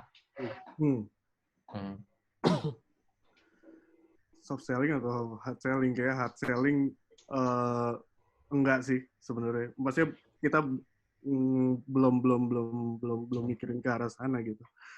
Menurut gue sih sekarang lakuin apa yang emang kita bisa aja gitu. Sekarang menurut gue melihat sama kondisi sekarang, adaptasi gitu. Menurut gue sih gue nggak untuk selling nggak terlalu mikirin ke arah sana ya, karena brand juga sekarang lagi adaptasi juga gitu. Jadi menurut gue karena by nature juga kita adaptasi. Jadi emang menurut gue sih sekarang gue lagi nyari solusi-solusi sama inovasi-inovasi baru sih sebenarnya. Belum ketemu? Apa? Belum ketemu tapi ini? Sekarang? Pastilah. Pasti bakal ketemu. Cuma sekarang lagi proses ya gitu. Maksud gue kita lagi berproses gitu. Maksudnya bikin inovasi baru. Soalnya karena brand, gue lihat juga brand sekarang mereka juga sama-sama lagi berinovasi juga gitu. Mereka lagi nyari jalan keluar masing-masing gitu. Dan gue cara komunikasi mereka juga sekarang lagi berubah. Maksud gue kompetisi juga nggak ada sekarang. Ya itu gue setuju sih tadi Mike bilang kompetisi. Kalau misal masih ada kompetisi, menurut gue kayak itu hal paling absurd. Harusnya lo kayak bareng-bareng, tapi lo malah kayak mau compete gitu kayak come on man. Sekarang semua brand kayak dibandingin dia kayak jual produk atau jual servisnya dia, sekarang mereka lebih jual kayak lebih ke value gitu. Maksudnya lebih ngomonginnya tentang yang positif, taking care their customer gitu sekarang. Jadi menurut gue semua belum ada yang selling gitu. Kalau kita dari studio sih, kalau gue lebih mensibukkan diri yang gimana cara ngebantu dan solidarity yang kenceng aja sih, maksudnya inovasi kayak kolaborasi sama siapa. Terus kayak sekarang kan sebenarnya kesempatan kita buat ngasah soft skill kita lagi nggak sih? Betul. Gue sekarang kayak gue pengen belajar lagi gitu. Atau kita graphic designer gitu. Kita sebenarnya kita bisa nge-create apapun yang kita mau sebenarnya. Mau modul yang kayak gimana. Jadi di sini sih gue lagi belajar lagi gitu. Gue kayak pengen belajar Cinema 4D, gue pengen belajar sedikit editing dan lain-lain gitu. Maksud gue ya apapun sih selama itu produktif gitu. Kita nggak ada yang tahu ntar mungkin bisa jadi kita selling juga nantinya gitu. Kita nggak bisa. Yang paling bahaya tuh sekarang kalau kita misalnya mau belajar sesuatu, terus tiba-tiba COVID-nya selesai dalam waktu 2 minggu, sementara pelajaran kita belum selesai, and then lo balik lagi ke comfort zone lo yang lama, ngerti nggak lo? Akhirnya itu kayak lo back to square one lagi, jadi kayak itu mental itu bahaya sih. Maksud gue gimana sekarang kita bisa tetap waras aja sih menurut gue. Gue sampai kepikiran apa gue bikin akun meme aja ya gitu. Gue ngerti. Maksud gue, akun meme aja itu kayak bikin kita waras terus gitu. Karena supply konten sekarang juga kenceng kan. Iya banget sih. Karena screen time orang sekarang, lo screen time, terutama gue sendiri, screen time gue, istri gue di rumah tuh udah mulai menggila sih screen time. Parah banget. Parah. Lo ingat gak sih tuh, gue sama saya tuh pernah sharing, sedikit sharing. Kemarin kita ngeliat satu post dari Manita Tulian, ada satu desainer cewek. Dia kayak ngomongin tentang desain di masa depan itu sebenarnya kita bukan ngedesain.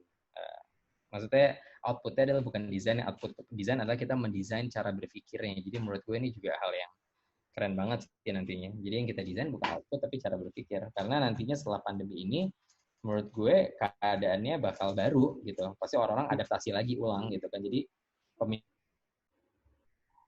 jadi baru, kebiasaannya baru, masalahnya nanti baru, problem solvingnya juga baru gitu nanti. Baru, iya. Ya kan, jadi. Iya.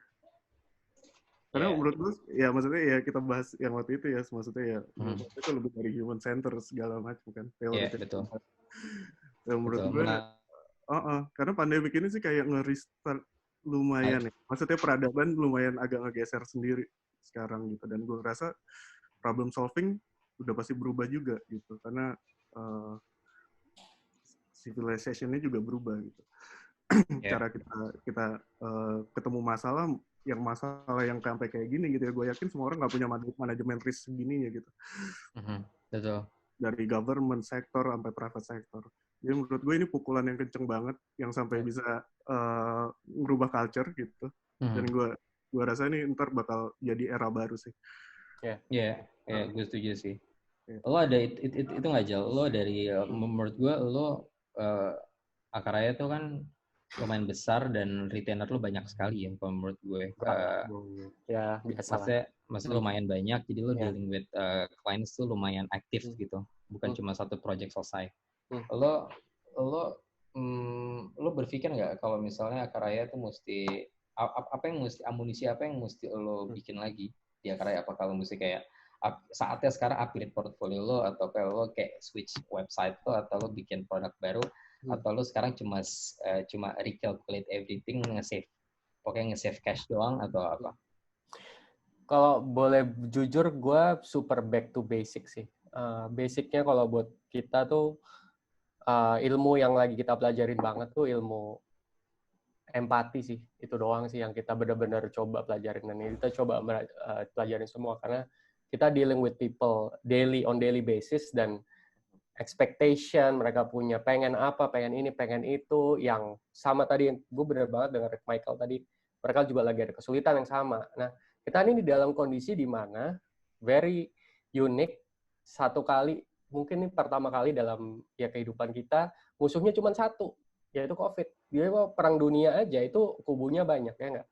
Ini tiba-tiba umat manusia musuhnya cuma satu, dan pada saat ini menurut gue yang cuma dibutuhkan tuh empathy. Gimana kita bisa dengerin orang, dia lagi butuh apa, dan apa yang kita bisa bantu, and then cari win-win-nya. Nah, kalau secara communication yang gue lakukan ke kantor, dan gue minta teman-teman kantor untuk lakukan, apapun posisinya, mau dia orang finance, kayak mau dia orang developer, kayak mau dia designer, kayak ngobrol dan coba dengerin gitu, dan empathize. Karena ya kalau ngomong teori design thinking kan salah satunya ada itu ya. Menurut gue ini harus sangat bisa diaplikasikan sekarang. Dan kemarin tuh salah satu yang bikin kita tersentuh adalah ngobrol tuh benar-benar kalau dulu sama kayak ada kayak bro yang ini gimana, tolong ya, gue minta tolong ini.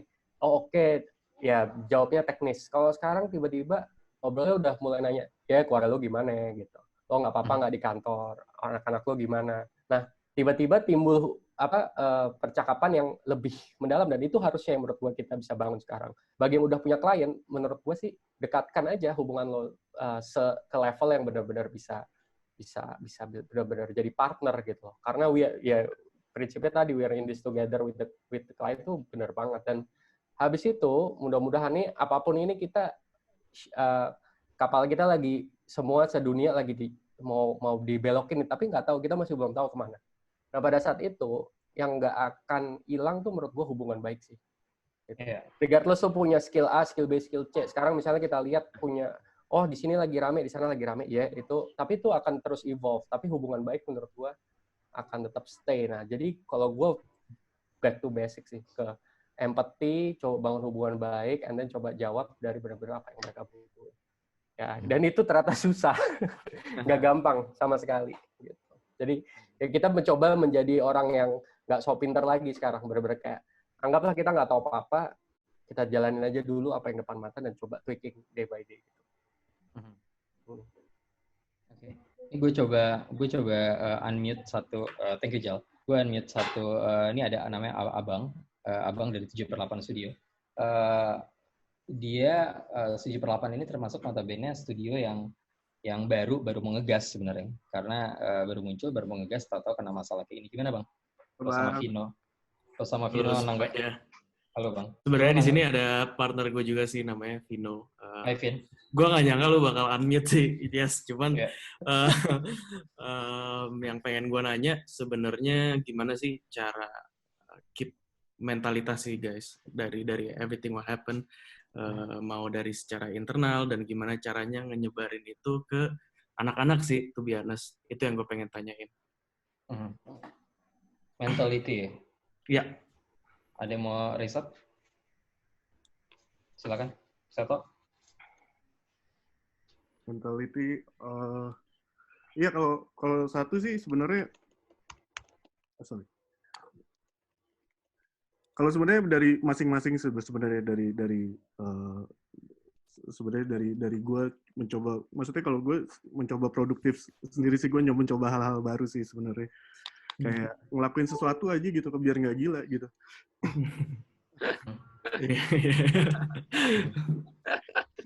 Kadang malah gue kayak bikin poster sendiri gitu, apapun yang gue suka gitu di luar kerjaan. Kayak Asli sih, gue ngerasain banget sih itu.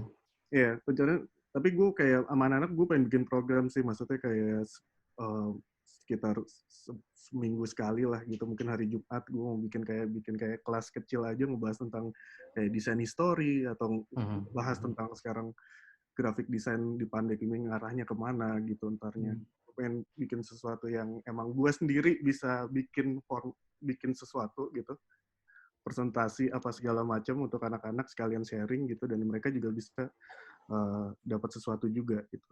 Yeah. Dan gue, iya sih, menurut gue cara biar mentally nggak gila sih benar sih, menurut gue jangan terlalu larut di masalah studionya sih, menurut gue harus keluar dari studionya, karena menurut gue juga yang gue rasain banget ya, kalau gue boleh sharing, adalah masalah gue juggling kerjaan di rumah ya, maksudnya dengan cara WFH lo, gue mesti juggling antara gue kerja, gimana gue punya meja kerja sekarang di rumah, tadi gue nggak punya meja kerja, sekarang ada meja kerja, terus gue mesti juga sekaligus nemenin anak gue main, yang dia main kan di ruangan yang rumah gue nggak 2000 meter gitu, jadi dia main, gue kerja berdekatan, terus gue mesti ngatur banyak hal yang dari situ. Jadi menurut gue itu cukup tolong gue untuk gue tetap sehat sih, karena gue tetap hidup di luar dari studio gue, dan menurut gue itu hal yang akhirnya gue rasain ada manfaatnya juga WFH ini gitu. Iya, dan berarti juga anak-anak punya, jadi berarti anak-anak punya usaha-usaha sendiri gitu, ada yang bikin puding, ada yang bikin apa gitu. Iya. Di luar daily job dia gitu. Nah, ya udah gitu, di situ kita suka support lain-lain gitu. Emang itu sih yang kita bisa lakukan sekarang sih menurut gue. Aku boleh nambahin nggak ya? Boleh dong, Zin. Apa tuh? Kalau gue rasa it's don't pretend to care. Yeah. You just have to care. Iya. Enggak, karena kadang-kadang gini, ningkatin mentalitas kalau kita pura-pura, gitu, bahasa kita yang actually kita nggak peduli, terus kita, hi guys, how are you, gitu. It's really bad. Menurut gue, if you actually care, then you just care.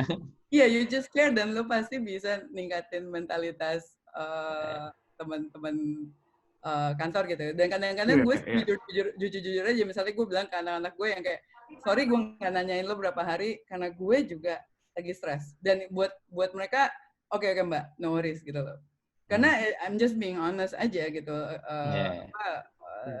This is shit happens gitu, dan dia juga ngerti bahwa kita juga punya isu-isu yang demi kelangsungan tentunya gajinya mereka juga, dan macam yang kita pikirin nanti ke depannya gimana dan segala macam gitu. Other days kalau misalnya gue lagi ini, gue juga yang kayak, coba deh guys, lo ada ide apaan ya gitu. Dengan mengajak mereka dan segala macam, dan kinda showing that you're also human gitu loh, maksud gue it's important aja. Ya, gue setuju sih. Gue setuju, maksudnya kita mesti se-honest mungkin, karena mereka juga perlu tahu posisi kita bukan yang kita dilatih juga untuk keadaan kayak gini sih sebenarnya. Asli gimana? Cara lo? Gue udah tahu lagi cara apa? Jujur deh, bawa problem tuh nggak tahu ya. Maksudnya gue lumayan susah ngadepin ya sebenarnya. Maksud gue lumayan kenceng gitu, lumayan keras juga gitu. Ngadepin. Sebenarnya pengen mewek, cuman kayak enggak anjir. Tapi memang hari pertama pada saat kalau nambahin, memang trust itu penting banget. Jadi di hari pertama kita ini tuh kita buka-bukaan banget sih, kayak kondisi kita gini loh guys. Kalau kita nggak mencapai ini yang akan terjadi, ini akan terjadi. Jadi semuanya bisa dapat pemahaman yang sama, kita ada di mana, dan ini harus saling bantu. Dan ya itu yang harus kita identifikasi. I need you, and I can kalau gue bisa bantu, gue akan bantu lo, tapi sangat butuh bantuan lo. Jadi itu sih komunikasi tiap hari. Ya, sebenarnya di situ penting, bersyukur banget kalau misalnya kita sudah punya culture kantor kita yang udah terbentuk. Jadi kalau misalnya culture kantor itu belum kebentuk, tahu-tahu pandemik itu bisa selesai sih komunikasinya. Jadi bersyukur banget studi-studi yang udah punya culture sendiri, punya cara communicate di kantor gimana gitu, menurut gue jadi bisa satu PR selesai gitu, komunikasi nggak ada masalah. Cuma tinggal caranya aja. Nah, cuma di sini gue mau raise up satu orang. Itu ada pertanyaan bagus tuh di chat tuh. Bentar. Ya, yang dari Mbak Ulan belum dijawab sih. Bentar. Gue mau raise up dari Devri dulu. Devri ini lead design. Lu lead designer atau creative director ya, Dev? Di Bukalapak Design.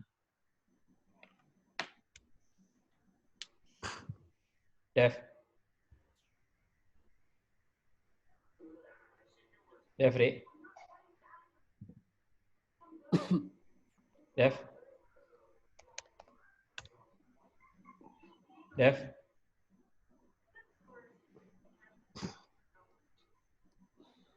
Dia nggak denger ya? Dev? Pertanyaan Rizky dulu deh. Hah? Ya udah. Tanya lain dulu ya. Pertanyaan Rizky deh, gue juga pengen tahu tuh. Mana tuh? Oh, Dev? Oke, mati dia, mampus. Oke, di sini ada dari pertanyaan ada 2 ya. Ada 2 dari Wulan sama dari Rizky ya. Gue coba resap dari Rizky dulu. Peran ADGI sebagai asosiasi untuk mengatasi pandemi seperti apa, terus langkah apa yang dilakukan sebagai tawaran solusi kepada anggota atau desain Indonesia. Nah, sebenarnya kalau gue boleh ngewakilin, nanti mungkin dari Rege atau Wulan bisa summarize. Sebenarnya gue mau mempertajam apa yang harus kita dan apa yang kita coba kita tawarin sebenarnya di sesi terakhir sih sebenarnya. Tapi di sini kan domain ADGI di sini. Jadi gue nanti akan di terakhir gue sama Rege sama Wulan mungkin akan bisa nge-share apa rencana ADGI dalam waktu dekat yang strategis yang bisa bikin ada yang serius-serius, ada yang happy-happy, ada yang penting-penting nggak penting. Yang penting kebersamaan aja untuk sekarang. Jadi nanti gue akan raise up pertanyaan Rizky. Terakhir ya, Ki. Dev? Ya, halo? Aman? Oke, sip. Lo boleh share nggak, Dev? Aman. Lo boleh share nggak? Di Bukalapak, gimana tuh cara WFH-nya? Mampus nggak? Kan lo di bawah lo ada berapa, hampir 100 orang kali itu. Gimana cara nge-tackle-nya? Sebetulnya di Bukalapak sendiri kan karena sistem udah jalan, karena perusahaannya juga udah mature banget, udah besar gitu ya. Jadi WFH-nya sendiri tuh sebetulnya sama kayak agensi yang lain gitu misalnya. Lebih ke arah gimana manage mental aja sih sebetulnya. Berarti sama ya? Jadi mental anak-anak, terus habis itu cara monitor pekerjaannya aja sih karena staffnya banyak. Jadi HRD-nya itu tuh kayak ribet banget gitu, kayak hari ini anak lu ngerjain apa, contohnya apa kerjaannya, jadi kayak dibagi itu yang lebih ribet gitu loh, Yes. Oke. Iya sih, berarti overall sama sih. Iya, berarti kurang lebih sama lah ya. Gue mengharapkan ada hal yang berbeda dari startup lokal.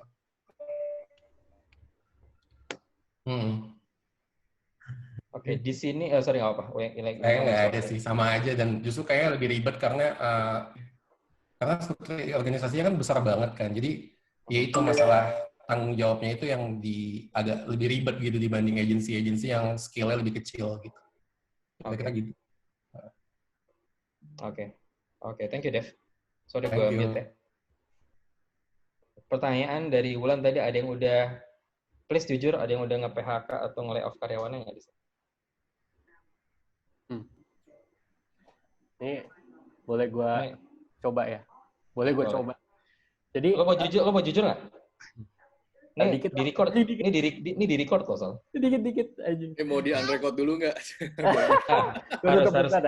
Harus record. Kalau gue tadi prinsipnya kita nggak mau sampai sinyal aja. Dia PHK atau pengurangan. Sorry, sinyal ya? Iya. Masih nggak? Aman. Gue matiin video aja deh. Oke. Misterius.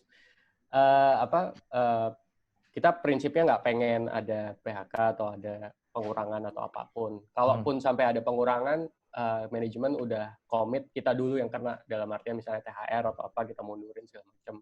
Tadi kan gue sempat cerita ada flag-flag tertentu ya. Kalau ini nggak hit, plan A, plan B, pokoknya semua plan deh kita coba adain lah gitu. Apapun yang terjadi kita semoga udah siap.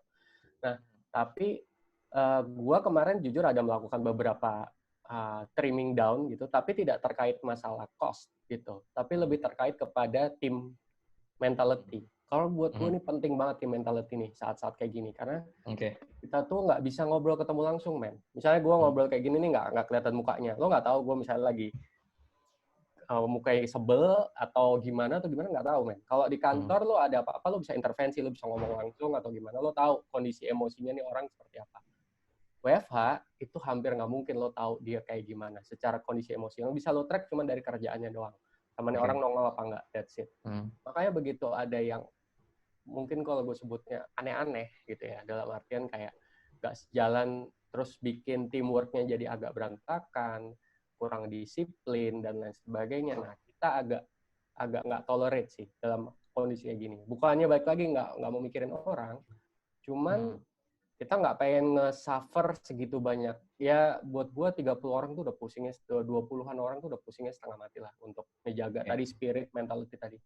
Nah, kita nggak pengen ada yang sampai turun, ada yang sampai kenapa-kenapa, karena kita nggak bisa kontrol, nggak bisa ketemu semuanya. Jadi, kalau kemarin kita sempat melakukan kayak gitu, agak tegas di area itu, karena kita nggak pengen our team spirit suffer gara-gara orang-orang yang kurang disiplin dan kurang, dari empatinya lah. Gue di situ sih titik berat gue. Begitu ada yang lari nih dari koridor, ya kita tegur dan nggak bisa, ya I'm sorry gitu, karena kita nggak bisa afford sama sekali nih kondisi kayak gini, kondisi kayak gitu.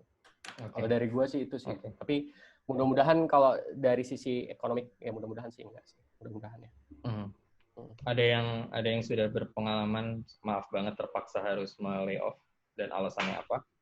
Atau kalau nggak ada yang mau menjawab juga nggak masalah sih sebenarnya, karena mungkin nggak enak. Dari Sosj sih belum untuk layoff, dan semoga jangan dong. Ya, kita berharap tidak, itu honest ya. Kita berusaha untuk enggak. Cuman jujur ya, kemarin itu pas kita lagi ngobrol, even kita ajak Zoom salah satu one of our team. Pas kita baru ajak ngobrol aja, dia pikir dia akan di PHK gitu. Wah, yang benar lo, aduh, stres. Maksudnya dia bisa sampai kayak, dia even bisa nanya gitu, apakah dia akan di PHK atau enggak, kita cuma ngobrol gitu. Maksudnya, I think dalam hal kayak gini, maksudnya everybody has their own problem. Kita juga nggak tahu desainer kita punya problem apa di rumah, bagaimana dia menghadapi work from home, bagaimana dia menghadapi rumahnya itu sendiri. Maksudnya, aku ngelihatnya, at the end of the day, we have to be very grateful juga sih. Maksudnya kalau Sosj selalu mindset gue adalah as long kita berempat nggak ada yang kena COVID, nggak ada yang metong gitu, kayak believe me, we can pass another day gitu. Maksudnya uang bisa dicari sih, mindset itu yang harus kita selalu punya setiap hari gitu. Maksudnya apapun caranya ya, bagaimanapun caranya ya kita berusaha untuk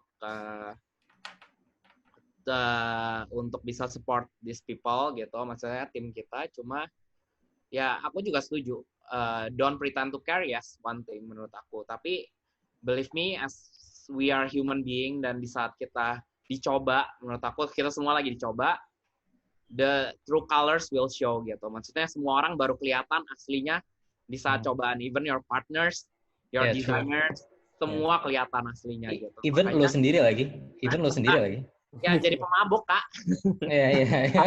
Ya, alkoholik, Kak, ini. Ya, nggak, kalau itu cuma nyari pembenaran, emang Anda dasar lo emang pemabuk. Langsung jadi alkoholik, Kak, ini udah kelar. Thank you, Miss Rona. Oke.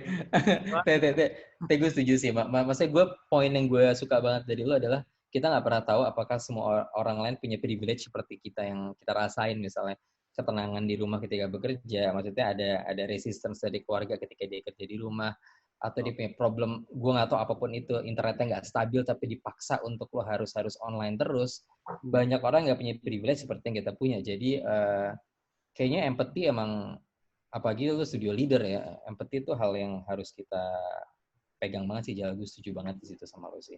Dan kayaknya ini bakal ketika lo survive this pandemic, your studio will be stronger sih menurut gue, dari segi komunikasi, dari apapun menurut gue, you will become one perfect team sih akhirnya. Yang gue ini adalah instead of kita PHK dan lain-lain, malah kita belajar tentang pribadi masing-masing sih. Maksudnya di saat senang, of course kita tahu sifat mereka. Cuman di saat susah, kita lebih tahu lagi sifat mereka kayak gitu sih. Dan it's exciting sih. So far, semoga kita melewati ini. Iya pastilah itu. Sebenarnya ini udah hampir, gue nggak mau ngambil waktu lu terlalu lama sih, tapi gue masih pengen di sini juga. Tapi ini udah 21.44, kayak gue akan menyelesaikan sesi Zoom ini nggak lama lagi. Gue akan close dengan pertanyaan dari Rizky tentang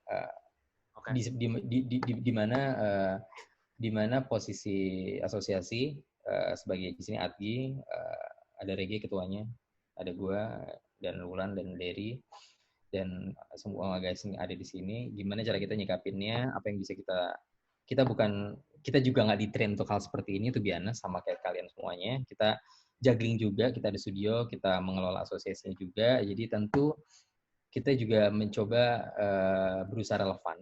Kita ngelihat sektor mana aja yang kita rasa perlu kita fulfill. Apakah di segi praktikalnya, apakah di segi emosional dari desainernya, atau di segi yang mana lagi gitu. Apakah semuanya mesti kita fulfill? Itu juga tantangan juga sebenarnya buat Adgi. Mungkin Rege, ya salah satu bentuk yang kita tawarin adalah kita akan bikin Zoom meetup seperti ini secara frequently. Gue senangnya hari ini adalah kita nggak ngeluarin solusi. Itu yang gue paling senang sih. Hampir nggak ada solusi loh dari tadi kita ngobrol. Yang kita keluarin adalah masalah, dan itu menurut gue menurut gue itu yang jadi nguatin kita, ternyata kita sama-sama adalah ternyata kita sama-sama punya masalah yang sama gitu. Jadi menurut gue mungkin next ke depan kita udah punya solusi ya. Gue nggak tahu. Tapi ya mungkin vaksin tahu. Apa desain vaksin ya. Desain vaksin nih. Gimana Ge? Mungkin apa Ge? Ya ini juga program di Zoom meeting ini kan juga sebenarnya salah satu usaha kita untuk menjembatani teman-teman untuk bisa saling komunikasi. Kayak tadi ya kita dengar sendiri banyak banget insight dari Michael, dari Seto, dari Zinia juga, gitu, dari Yaser, tentang apa yang sebenarnya bisa kita lakukan di masa pandemi itu. Pandemi ini. Nah, sebenarnya juga Adgi bikin beberapa program yang sekarang juga sebenarnya baru dimulai 2 minggu ke belakang mungkin ya, Seh. Kalau misalnya bisa cek di Instagram itu kita ada bikin namanya Adgi WFH Edition. Itu kita ngomongin soal yang pertama adalah practical fulfillment, kedua adalah emotional, terus ketiga tuh soal sosial. Nah, itu kita jabarin satu-satu apa yang bisa kita lakukan bareng member ataupun bareng juga sama publik sebenarnya. Nah, yang kayak pertama itu dilakukan sebenarnya yang terkait dengan practical, misalnya contoh yang kita lakukan sekarang ini gitu.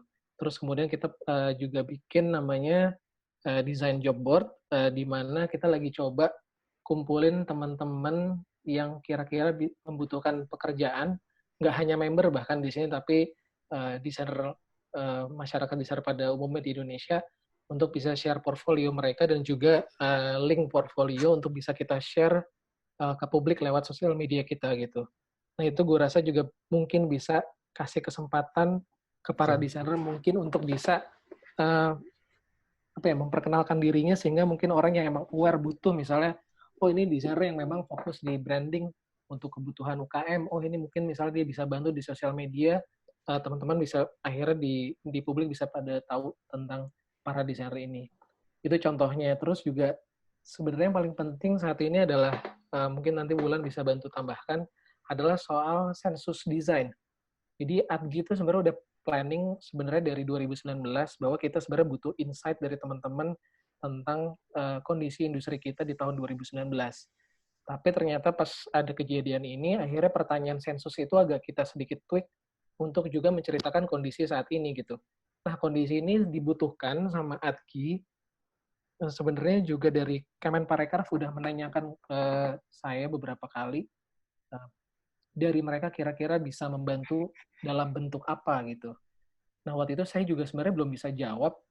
Yang bisa saya jawab malah jangan-jangan kalau untuk para desainer grafis ya, bukan studio owner ya, itu malah yang bener-bener nyata gitu, yang tiba-tiba banyak teman-teman kita yang di sini misalnya ternyata nanti amit-amit gitu ya kena PHK atau mereka akhirnya nggak bisa bayar kosan karena mereka adalah desainer yang merantau ke Jakarta misalnya. Nah, akhirnya saya bilang ke pemerintah mungkin bisa bentuk bantuan yang malah sangat nyata gitu. Nah, cuman kan untuk tahu itu sedetail mungkin kita harus tahu secara data yang valid gitu kan. Nah, ternyata juga ngumpulin data itu tidak mudah. Bahkan pemerintah juga nggak punya data kita selama ini tentang industri kita sendiri. Nah, gini sekarang baru mulai gitu. Untungnya sih kita udah dapet kurang lebih 1.000 lebih ya. Dan rata-rata hampir 1.500 ya kalau nggak salah. 1.500. Kita masih perpanjang sampai 7 hari ke depan. Dan itu juga ternyata yang paling banyak, 80% adalah freelance ya. Freelance ataupun dia adalah karyawan ya, bukan studio owner. Dan saya ngerasa pasti itu yang paling kena dampaknya gitu, freelancer dan karyawan.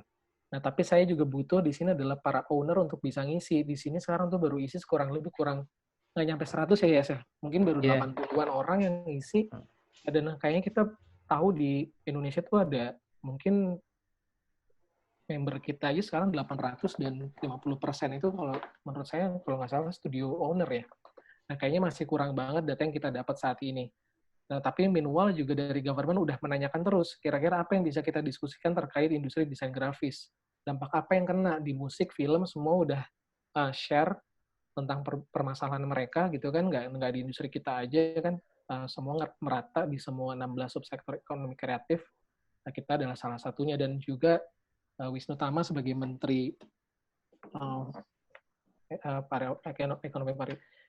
Pariwisata dan Ekonomi Kreatif udah meminta kepada Bu Sri Mulyani untuk subsektor kita bisa mendapatkan sesuatu juga dari bantuan pemerintah gitu. Ya balik lagi, cuman kita nggak bisa juga bergantung terhadap bantuan pemerintah. Makanya solusi-solusi lain semacam hal yang kecil yang kita lakukan di Zoom meeting kali ini juga sangat bisa jadi manfaat untuk teman-teman gitu. Nah, terus usaha yang lain juga sebenarnya ini tuh yang kena dampak nggak hanya para pekerja, tapi juga mahasiswa gitu. Sekarang tuh mahasiswa sulit untuk mendapatkan tempat magang, karena balik lagi, ya kita sendiri aja kan nggak punya pekerjaan, sangat berkurang gitu ya. Di kita udah pasti. Bagaimana anak magang mau dapat pekerjaan kalau mereka magang gitu. Dan nggak ada tatap muka, kita dengan tim aja, kita sendiri sulit untuk memanage tim sendiri, apalagi anak magang yang emang nggak pernah kerja sama kita gitu. Nah, akhirnya kemarin juga Zinia itu kan juga sebenarnya adalah ex-ketua ADGI dan sekarang penasihat di ADGI juga. Kemarin juga ngasih ide tentang bagaimana kalau kita bisa bikin kelas online. Makanya tadi saya di chat sedikit kasih pertanyaan.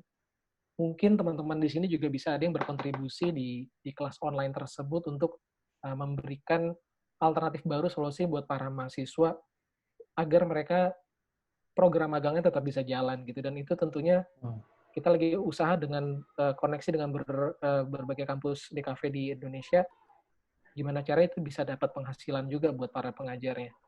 Nah, saya maunya pengajar itu adalah dari para member ADGI ini, dan juga mungkin dari praktisi yang belum jadi member ADGI juga kita bisa coba bikin programnya bareng-bareng.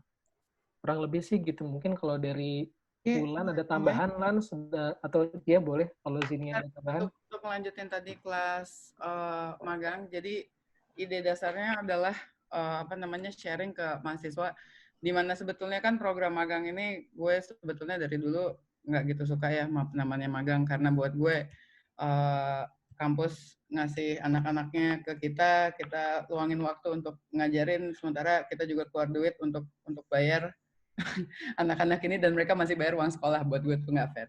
Different story.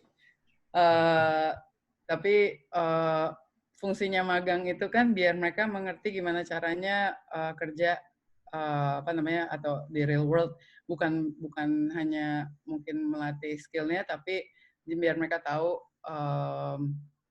dasar-dasarnya dari working in design studio, atau misalnya maybe later mereka mau make design studio. Jadi kalau ada yang tertarik, kalau bisa hubungin gue, bisa lewat Regi atau lewat Iyas atau lewat Ulan atau lewat siapapun. Kelas yang gue lagi cari buat pengajar-pengajarnya bukan ngajarin desain, tapi lebih tentang case study mengenai lo menjalankan perusahaan desain, membuat brief, persiapan portfolio, hal-hal yang tidak diajarkan di kampus. Jadi kita nggak mau ngajarin kayak gimana cara ngedesain, tapi lebih ke kayak design thinking-nya, manajemen perusahaan gitu. Hal yang strategis di sini. Betul, ekspektasi kita pada saat kita kerja dan segala macam kayak gitu. Jadi kalau boleh, gue terima kasih banget karena nanti Come on guys. Nama-nama ini gue mau kumpulin karena ini tetap mesti pengajuan ke kampus karena gue nggak tahu apakah kampus mau apa enggak. Kalau misalnya kampus ada yang tertarik apa segala macam, jadi bisa jalan. Kalaupun enggak, menurut gue ini bagus, bisa mungkin kita buka di publik buat mereka ngerti perusahaan desain itu gimana. Itu aja. Thank you Zin, gokil keren banget. Gue rasa sistem kolaborasi ini juga. Gue tahu sih lo harus juggling di antara kesibukan kantor, bisnis yang lain. Tapi kalau misalnya ada waktu senggang yang lo mau bisa share, I think this will be a good chance untuk lo bisa kontribusi sih, menurut gue ya, ke orang yang secara langsung membutuhkan banget. Lan, lo ditambahin Lan untuk masalah survei Lan? Ya, kalau buat masalah survei sih sekarang kita udah ada sekitar 1.300 responden. Kebanyakan itu memang karyawan sama freelancer. Nah, yang studio sendiri yang isi baru 100-an ya. Nah, ini kita juga, karena kita nggak pernah punya datanya, dan selama ini yang namanya Biro Pusat Statistik itu mendata studio desain grafis itu metodologinya kurang tepat, jadi mereka cuma dapat 30 sampel sebelumnya. Jadi subsektor kita ini tergolong subsektor yang sangat tidak dipandang oleh pemerintah. Kalau dulu di Backcraft kita mungkin yang paling bontot dihitungnya berdasar pemasukan terhadap PDB. Makanya sensus ini dibuat itu maksudnya untuk mendongkrak subsektor desain grafis ini di matanya pemerintah gitu. Soalnya gimana pemerintah menolongin kita kalau kita bukan sebuah posisi yang strategis untuk mereka. Basically kayak gitulah. Nah, saat ini pemerintah itu menggelontorkan udah paket yang ketiga 405 triliun untuk COVID-19 ini. Pertanyaannya apakah subsektor kita akan kebagian atau tidak? Dan kalau kebagian itu, apakah akan masuk melalui jalur-jalur resmi, jadi artinya ke PP. Nah, sementara ini, dari survei yang menarik, dari 100-an studio itu, yang mempunyai badan hukum itu baru 20-an loh, 20% gitu. Sisanya banyak yang belum punya badan hukum. Ternyata kita tuh banyak yang belum punya badan hukum. Baik PT, CV, koperasi gitu. So, it will be harder kalau mau nungguin pemerintah ya. Makanya dari tadi juga kita bilang yang gak usah nungguin pemerintah gitu. However, nah ini gini ya. Gue sih tambahannya dari sisi bukan desain. Kita semua di sini kebersamaan. Kita semua di sini merasakan impact dan yang sama gitu ya terhadap COVID-19 ini. Dan kita nggak punya solusi. Cuman mungkin ditweak sedikit pemikirannya, di mana kita itu adalah entrepreneur gitu. Kalau di sektor lain tuh mikirnya udah kayak gini, ini resesi bisa berlangsung hingga 2022. Dan kalau 2022, duit lo mau ditaruh di mana? Jadi ini menarik banget. Tadi gue tiba-tiba dapat video dari grup lain, karena gue juga di sektor F&B gitu ya, isinya kebanyakan pengusaha lah gitu. Ini grup ngasih video Tung Desem Waringin, yang kebetulan baru aja sembuh dari COVID-19. Dia itu sebelum resesi sudah memindahkan bisnisnya, pivoting kayak lo bilang, Yas. Pivotingnya tau nggak kemana? Pokoknya dia bilang, lu bikin bisnis yang cash flow-nya jalan. Dia tuh bikin puluhan laundry. Lu bayangin orang kayak Tung Desem Waringin buka laundry sampai berapa puluh gitu loh. Supaya cash flow-nya dia bisa jalan. Jadi dia udah mikirin kayak gitu. So maybe us graphic designers sometimes we tidak berpikir mengenai hal-hal finansial gitu. Mungkin saat ini saat yang tepat untuk belajar, tidak hanya belajar skill kita ditingkatkan, tapi juga urusan finansial. Karena ya gue bukan ahli ekonomi atau gimana, cuman gue suka nontonin orang-orang yang ngerti ekonomi. Basically, if the government sebentar lagi selain menggelontorkan stimulus, mereka akan cetak duit, sebentar lagi kemungkinan terjadi inflasi. And then what are you going to do? Gitu. Sebagai reminder aja, di waktu Krismon tahun 98 banyak perusahaan yang gulung tikar. Seingat gue sih gitu ya. So we need to be more prepared gitu, dan just emang ini saatnya kita kolaborasi bareng-bareng gitu. Tapi when the shit hits the fan, you gotta know where you put your money gitu. Apalagi kalau lu punya perusahaan gitu ya. Dan untungnya kalau gue cuma usaha kecil, gue cuma UMKM.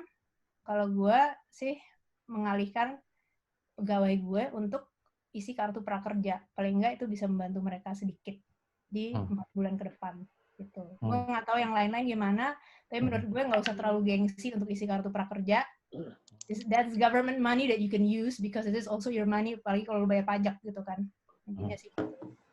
And kalau secara strategis, apa yang kita akan lakukan dengan hasil survei ini, terutama yang terdampak COVID-19, pasti kita akan share ke pemerintah secara anonim ya, namanya nggak ada. Karena rupanya banyak yang nanyain ini kok ada namanya gitu, tapi please be sure bahwa kita akan merahasiakan data-data pribadi, tidak akan kita sebarkan. Saat ini yang tahu juga cuman 2 orang kok yang bisa mengakses itunya, datanya. So, kita akan feeding ini juga ke pemerintah, supaya pemerintah tahu, ini ada loh sektor desain grafis yang juga membutuhkan pertolongan kalian gitu. Coba kita pikirin bareng-bareng di situ, bisa gimana. Kemungkinan yang kita lagi pikirin, misalnya kerjasama dengan Kementerian UMKM, ini kalau ngomongin pemerintah ya. Kenapa Kementerian UMKM? Karena saat ini semua orang belanjanya online, dan waktu itu sempat, sebelum ada COVID-19 itu sempat kita memikirkan bagaimana kita membantu sektor UMKM dengan membantu packaging-nya. Jadi desain grafis untuk UMKM gitu. Nah, pada saat ini sektor UMKM, apalagi kayak Tokopedia itu lagi gencar-gencar banget ngebantuin UKM mereka supaya upgrade. Nggak tahu kalian merhatiin apa enggak ya, karena gue jualan kopi gitu. Jadi si Tokopedia itu sempat ngadain program 1 dalam kopi. Dan dia kerjasama sama Kementerian Pariwisata pula gitu loh. Jadi benar-benar nge-boosting gitu supaya sales-nya bisa jalan terus. Tentu saja bilangnya ya biar UKM juga terus pendapatannya bisa keluar gitu. So mungkin dengan hal-hal seperti ini nantinya kedepannya bisa membantu, tapi that is only a very small portion gitu. Terutama yang targetnya yang dibantu ya yang paling kesusahan tuh freelancer ya. Kalau dilihat dari data yang sekarang ini. Karena kalau gue lihat, ya seperti yang teman-teman bilang, studio owners saat ini belum ada pikiran akan mem-PHK karyawan gitu kan. Sementara freelancers, dari yang gue dengar, rata-rata mereka udah dihentikan pekerjaannya. Belum kepikiran karena masih tanggal 2 Mei. Nanti kalau tanggal 2 Agustus sudah beda ceritanya. Nanti sebulan lagi. Tetap dia nunggunya lewat dari Mei nih loh. makin tegang. Udah dari sekarang kali.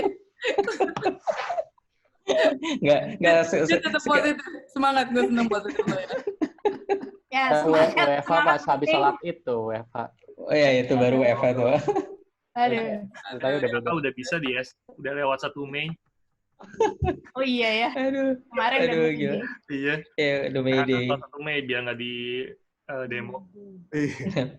Tapi ini udah jam 10 sih, sorry banget kalau misalnya gue nggak bisa nge-raise semuanya untuk gue unmute. Gue yakin banget pasti pada pengen ngasih pendapat juga atau mau nanya atau mau debat mungkin, tapi waktu udah susah. Jadi mungkin gue nggak dalam capacity gue bisa narik kesimpulan dari sesi yang sangat organik ini. Tapi kalau misalnya gue boleh highlight sedikit part adalah masalah empathy. Menurut gue itu penting banget dari Ijal.